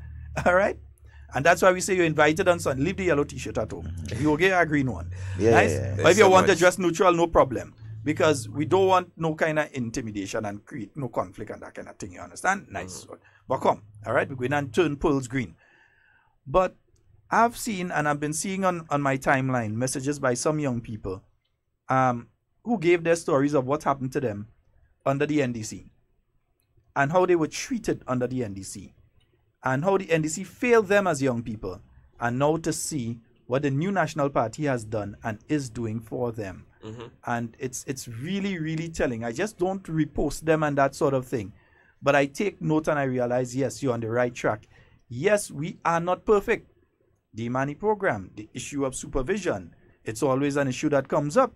And I'm sure you've been hearing that. Yeah. When you speak to Imani trainees, the main issue with the program is the issue of supervision. Yeah, a lot of them said they haven't seen the supervisor, something like that. And that was a problem that existed under the Grenada Youth Upliftment Program as well. It seems to be some sort of mentality in general in relation to the position of supervisor and trainees. And again, you hear some excellent supervisors, so it's not a case that's all of them. You have some situations with some of the supervisors, you hear some of them, they don't see them. The others, you hear they see them. So we understand, yes, there are problems. But knowing that you have the problem is how you address the issue. That's true. So if you don't know you have the problem, or you don't say that we have problems, or you don't understand the problems or so on, or you ignore them when somebody tells you, then you can't fix it. But when you understand that, what are some of the main things you think young people have been looking for in this election? I realize that a lot of the people under the age of 35 have been asking for manifestos. I don't know if that has been the same case with you. I had a couple manifestos, and most of it are gone. In fact, most of the public meetings that I speak is that I normally work with a manifesto, and by the time I get down on the stage, I have to give the manifesto away to some young person. So it shows that a lot of young people is excited to see what is in store for them in the next 5 years. But one of the things that have been coming up is opportunities and education. And that is two things, I believe, two fundamental pillars that I believe young people are seeing a big door in. For example, education. You know, the last 5 years, the government have given over 1,500 scholarships. That's significant. That's huge. And for young people, the fact that, you know, the more you become educated, the better chances of you getting some level of opportunity, whether it be job opportunity. I know someone who had a master's degree. She would have lost a job the Monday, and by the Wednesday, she was able to get a job. So it shows that there are jobs available. It's just that based on your level of qualification, it can be very easy or it can be very difficult. So that is one. And opportunities. You know, some of the young people just want to be engaged. They just want to feel that they are part of the process. And then I read the manifesto, and I've seen a lot of the programs that the party is planning to have in the next within the next term in office to ensure that young people are engaged. Employment opportunities. Again, this is huge. I mean, this is not something, again, it's not only locally, but it's a regional thing. Young people, for getting sustainable jobs or getting jobs that they want to do is something that is they want to have these sort of opportunities. And it is this administration that have really had brought down youth unemployment and has brought down the national unemployment. Because when I read the IMF report, it says that between the 2000 and 2013, the youth unemployment was 55.6%. Now you hear people saying all kind of figures that, you know, that's the highest ever been in history. But the IMF report would tell you that this is what the youth unemployment was at the time, and now it is lower. And we have, you know, the national unemployment was 40%, now it's down to 24%. So it means that it is going down, and there's evidence of it because when you travel to Granans, you see the Silver Sands project, and on the Silver Sands project, what hurts me, the fact that the day when they made the call for applications, and a lot of the young people excited, they went, some of them had the jobs. I know some of the persons that I work with went, they applied, and then I'm going through Facebook and I'm seeing people making fun of those people that applied for the job. So I said, well, hold on. You're campaigning on providing a job, but you're still making fun of a young person that is willingly going and finds, hoping to get an opportunity. It is a trend. In 2013, when we restarted the Imani program, we didn't wrap up the G-Up as they did. We let the G-Up flow out, and the people who were in complete their time, and we started the Imani program, the new Imani program. And you had, from certain NDC political calypsonians to different NDC activists in the media, to different NDC activists all over, attempting as much as possible to belittle the Imani trainees. They keep trying, like, for instance, they would use the term Imani police for a Imani trainee who is attached to the Royal Grenada Police Force in some capacity, secretarial or otherwise, or in some of them in the Predial Larceny Task Force or whatever it was. They would try to belittle them by calling them Imani police to make it a derogatory term. Or all you Imani and them. All your dons. That is all you end up in that program. Not realizing that sometimes they're talking to the person, but the person actually has more subjects than them. I know they have more than the candidate in Karakou. But anyway, they have more subjects than them. And to see that sort of behavior continue now, that opportunities come and they keep trying to tell young people don't take the opportunities. Yeah, and what's interesting about that, Sheldon, is the fact that the other day I was in the barber shop and there was this guy. You know, there's a place me and Devon doesn't go, right?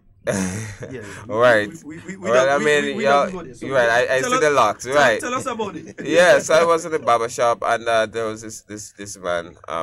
In terms of age, I would put him probably somewhere above 60, and he proclaimed to be a supporter of the opposition, and he said while he was talking about so much different things. So I mean, I just decided to jump in and I added a few words, and the way that he responded to me, I thought it was ridiculous. He said, "Are you a Mani?" I said, hold on. I said, the fact that I contributing to something that you may not seems to articulate properly on, you feel offended because what you're saying seems very not factual, and I provide him so much evidence of for example, the economy and so much things, the employment, the reports of the IMF. I said, you haven't provided me any single facts, and because I provided you with something substantial, your return to castigate me and make me and belittle me by trying to call me Manny. I said, but in the first place, why do you have that view that even if are you going to consider me Manny, why do you have this view that Imani people cannot intelligently articulate on issues as well? They're very intelligent and they're articulating. Exactly my point. Because so you have Imani trainees who are now at SGU going for a degree. Does he have a degree? Well, as far as I know, he doesn't, but based on my communication with him. So I took this in strong. That hurt me to the core to understand like how they are belittling those young people that generally want an opportunity to develop themselves, and all you can do is just belittle them by castigating, trying to psychologically disturb them by calling them names, by trying to tell them they're not intelligent enough to make a contribution or to articulate on certain things. And I thought that this does not send the right message. And in the same people that are trying to push a youth agenda. But we very well know that the DNA and the core does not support that youth agenda. I mean, if you want to talk youth, let's talk about the history of the new national party. Young people has always been given the opportunity in the house of the new national party. Yeah, and I'm looking at this from a certain perspective. A party that is made up of candidates that are nearly entirely retirees, with the exception of the 2 token youth that they put in. And token, because tokenism is the act of placing somebody in a position just... Tia Charles, I'll handle that for you. I know where you are, so I'll organize that for you. Nice. Yeah. Tokenism, the act of just placing a young person as a candidate, as they have done in St. George Northwest, knowing full well that the individual is going to get a shellacking. But to be able to stand up on the platform and say, I have a youth. Now, if they think of youth so importantly, why don't they place youth in a seat that they think they have a better chance of winning? They know for a fact, between 1984 and 2013, that the seat of St. George Northwest, Dr. the Right Honorable Keith Mitchell has won that seat every election, and usually is in the 80 to 90 percentile range of the vote. And you send a young person there simply to say you have a youth on your team. Yeah? Why didn't you send somebody else who is disposable there, and then disposable, because people disposable to them, who's disposable there, and then, people disposable like disposable diapers to them, and place someone who they perceive as having more of an opportunity as a young person in a seat that they think they have more of an opportunity with. I tend to find that they're just operating on a level of tokenism. And you look at their candidates, and you realize from Anjon to Andal, retirees. Basically, you're coming down the road to St. Mark, retiree. St. John, retiree. When you look over to St. Andrew, Philip is not yet a retiree, but soon, because we were retiring from politics on Tuesday. Qualis is a retiree, retired from the Grenade Government Information Service. What are the other candidates up there in St. Andrew? Terry Hilaire, I don't think he's that old, but he's not that young either. No, he's pretty young. Patrick Simmons, same situation. He's not that old, but he's not that young either. He should be closing in on 60 as well, though. So he's close to retirement. You go down into St. George, Ray Roberts, a retiree. Nazim Burke. Note, they never put the age of Nazim Burke on any document. They never do it. They never put his age or his date of birth on any document because they don't want you to know he's a retiree too. And we go retire him as well. Yeah, if you don't retire Hurt before, we go retire him as well on Tuesday. Let me clarify that statement. When I say retire Hurt, I mean not in the sense that anybody doing anything here because they just want to go and say I threaten people. So we're saying it as you understand. Nice. Okay. But look at the team of the New National Party though. When you have the people like you have Kindra and you have Skeeter and you have Emlyn Pear, you have Delma Thomas, you have all of these Pamela Moses. So you have all of these people who are still young, vibrant. That's only women you talk, eh? And then you with a prime minister who all my friends regionally, Judd is there. We went to a forum one day in another country. We ain't gonna say what forum and what country. But all the young people, there was all you lie. All the prime minister is not that age to say. All you lie. Man could never be that age. And to see these young people flock to Dr. Mitchell because they wanted a photo opportunity. They want a picture with him and so. I think that is. They still don't believe, eh? Yeah, I mean, and that is extreme proud moment. I mean, when you travel, and I travel outside of Grenada, the fact that a lot of young people will ask you about Dr. Mitchell. I mean, I have had a friend in Dominica. I met him in Trinidad a couple weeks ago, and the first question he said, "Man, I just love Dr. Mitchell. He's my favorite politician." And then I have my friend Sheldon from St. Lucia, who always talks about Dr. Mitchell. Yeah. So, and then the Jamaicans who I have as friends as well always want to, I mean, it seems that you have someone that is well respected throughout the region. And that is something I feel as a young people, I'm extremely proud. Know that when it land on a different soil is that the fact that the first thing that was, I'm extremely proud of the country, I'm extremely proud of your leader. And the young people of our nation and even the region, they are showing a lot of respect for Dr. Mitchell because of his contribution towards, youth development and so in different areas and so on. They see, a young man, 71-year-old young man, and they're trying to compete with him. Good morning and welcome. Hello. Hi, good morning. Yes, caller, we're hearing you. Go right ahead. All right. KB boy. Hey, sir. Hey, what happened? We good, man. We day. Well, everybody kind of devastated, boy. Yeah, Lloyd, man. Lloyd. Yeah, I just come from the home, but and the body's still in the hospital. The wife is up there. But I know, although all of us devastated in St. Andrews, but I know the Prime Minister will be more devastated because that is Prime Minister's personal friend. I could tell you after we lost the election, after we first run, after taking the defeating Mr. Blaze, in the convention, and we had the first run when we lost, and the NNP win about how much? 2 seats? 2 seats, yeah. Dr. Mitchell and the one in Victoria. The day we lost, Lady called Dr. Mitchell and he said, "Look, Doc, if you want to become Prime Minister of this country, you have to start to work now." And the Prime Minister was so shocked because all of us was devastated, was down-spirited. And Dr. Mitchell took the advice of that same Lloyd Thomas and started working the very next day after that defeat. And today, that is the strength of the NNP. To lose him now, today is a devastating loss, a devastating blow, not only to Northeast, but to the Prime Minister. I could imagine how he's feeling now. Because that's a personal friend, and he always relish that friendship. That advice that poor ordinary man from the Cocoa gave to Dr. Mitchell, it did not come from a scientist, It did not come from a political scientist, neither a millionaire, a businessman, A simple, ordinary, poor man in Simon Cocoa gives Dr. Mitchell advice. If you want to become Prime Minister, Dr. Mitchell, start to work now. Dr. Mitchell always remember that. Always remember life.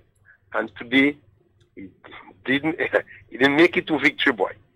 What a sad. Just days short. You'd imagine love how to see the that. people in Cocoa is feeling now, and I know Dr. Mitchell will be devastated. But the good Lord give it and take it away. He determines our destiny. KB, so we seeing you on Monday. As you said before, we all will vote for him. Yes, man. We all will vote for him. KB, shall we be seeing you on Monday?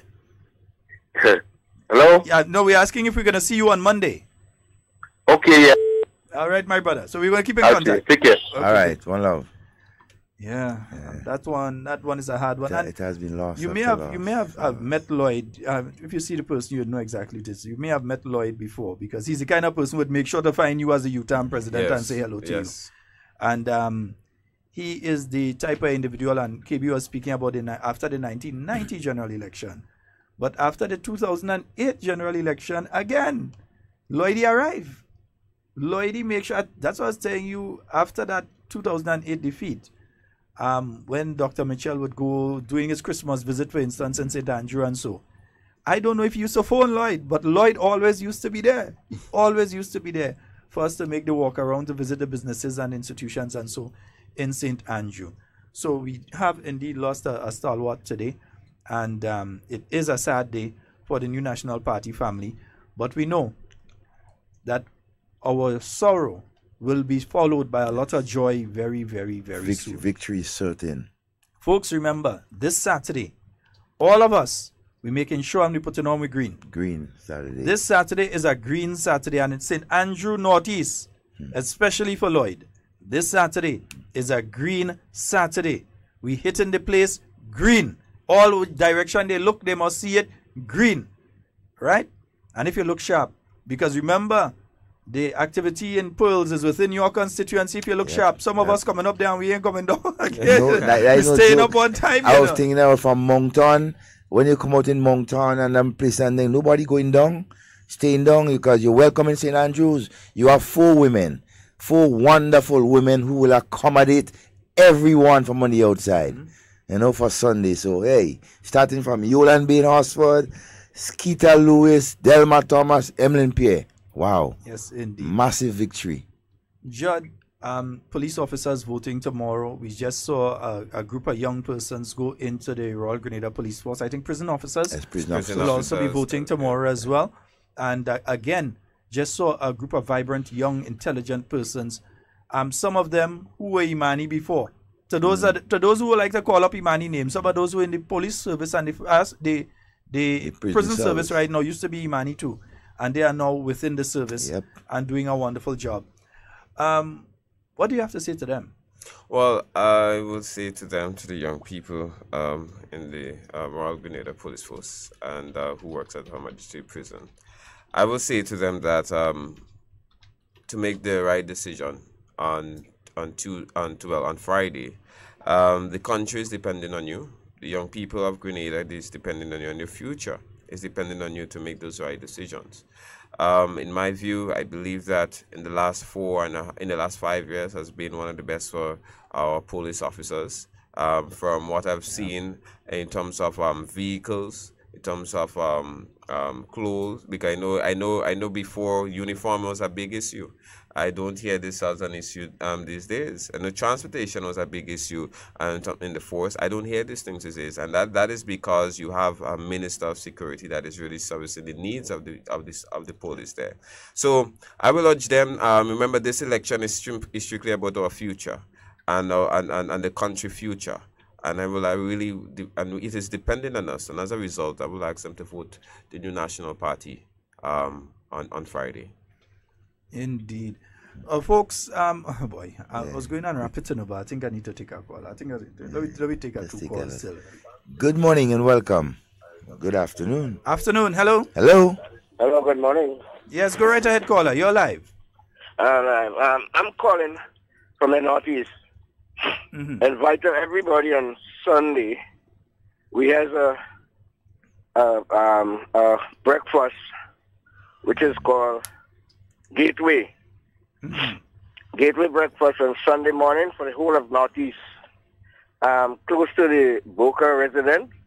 The Boca is resident by Teacher Meller's home on Sunday morning. Right? So we invited everybody from Northeast for that breakfast, which is free breakfast for everybody in the Northeast constituency. Please come out and support the breakfast. It's free. Okay. Northeast St. George's, eh? Yeah, Northeast St. George's. Okay. Free breakfast close to the Boca's home, to Teacher's Melzer resident. Okay. All right. Okay? All right. Thank you very much, caller. And you all is invited too. All right. All right. Together with the other ministers and whoever. That is home, so you know. All right. I hope you all will be there. All right. Blessings. All right, my brother. All right. Yes, folks. So remember, contact your constituency offices. It's going to be the final rally of this election campaign. I wonder if it's the final one by now. I'll have a little one after again. Next one after that. Yeah. Anyway, it's one of the final rallies of the new National Party for this election campaign. I'm going to say it's the final one at all. Yeah? Nice. Yeah. So you're going to be having speeches by Dr. the Right Honorable Keith Mitchell. You're going to be having other presentations by other members of the new National Party team. And you see the word we could use? New National Party team. Yeah? We are a unified team in the new National Party. Yeah? That's why you'd see Brother Peter David Lee Tong and go up in the Rasali and talk. And you'd see Sister Pam go and meet Tonton on the other side. Oh, down by Steele. Yeah. You know? And you see Brother Nicholas Steele would leave and come up by Brother Oliver. And you see Brother Oliver go across by Sister Emlyn. And you realize that it's a team effort. Yeah.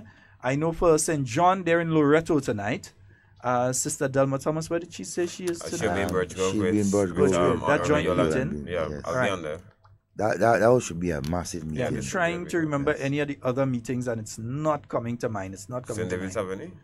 Avenue? St. David, I cannot remember where St. David is tonight. They would have one, but I cannot remember where it is. And St. Patrick's West. I think they have one in Mali tonight. They should have called and say, because we can't announce it tomorrow. We can't announce it tomorrow. But folks, that's all the time we have for Hard Talk today. Yeah, we must go right now. We must go right now. But folks, remember, it is happening this Sunday. And Judd, before I close off, man, any final words to the young people of Grenada as the president of the youth arm of the New National Party? Any final words for today? Because I feel you've got to talk to us Monday again. Any final words for today to the young people? Yes, I would want to say to the young people of Grenada, Carriacou, and Petit Martinique that this election is very important. This election, I consider it one of the most important elections in our history. And the plans that are laid before us, our plans are not, the new national plans from what I've assessed, are not plans by a fly by night, are not grandiose plans that are not achievable.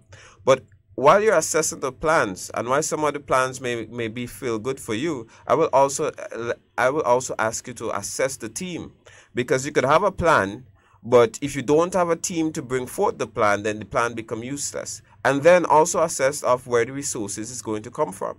So you have these three things that will definitely make a plan work. The plan itself, which is a vision for the next 5 years, and you have to assess the team and where the resources are going to come from. And I believe if you do that, you will come to the conclusion that the NMP has provided a solid plan for the next term in office. And the term in office is going to be centered around youth, it's going to be centered around development, it will be centered around job creation. So that's why I'm asking you on Tuesday. The choice is clear, that vote for NNP this election.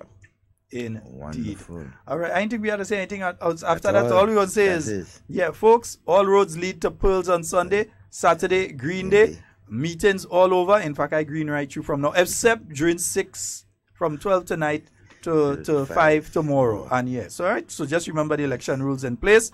Nice, beautiful. So all the police officers, we're leaving you with the commissioner talking about what all you used to go through. All you couldn't get thing, all you couldn't get pants, all you couldn't get this. We're leaving you all with a bit of that. So you all go remember what exactly used to be going on. Nice. We're going to leave a little bit of that for you. Folks, that's all the time we have for Hard Talk today. It's been wonderful being here with you. And indeed, we have to say, in whatever you say and do it safe and secure. We don't want to be speaking. You don't want to speaking about you, but we want to speak to you. Lloyd, I mean, kind of thing, you know. Yes. Lloyd. Yes, boy. Right? Yes. All right, folks. Sir, I must thank you for all that you have been doing for the Royal Grenada Police Force within the short period that you were here as Prime Minister.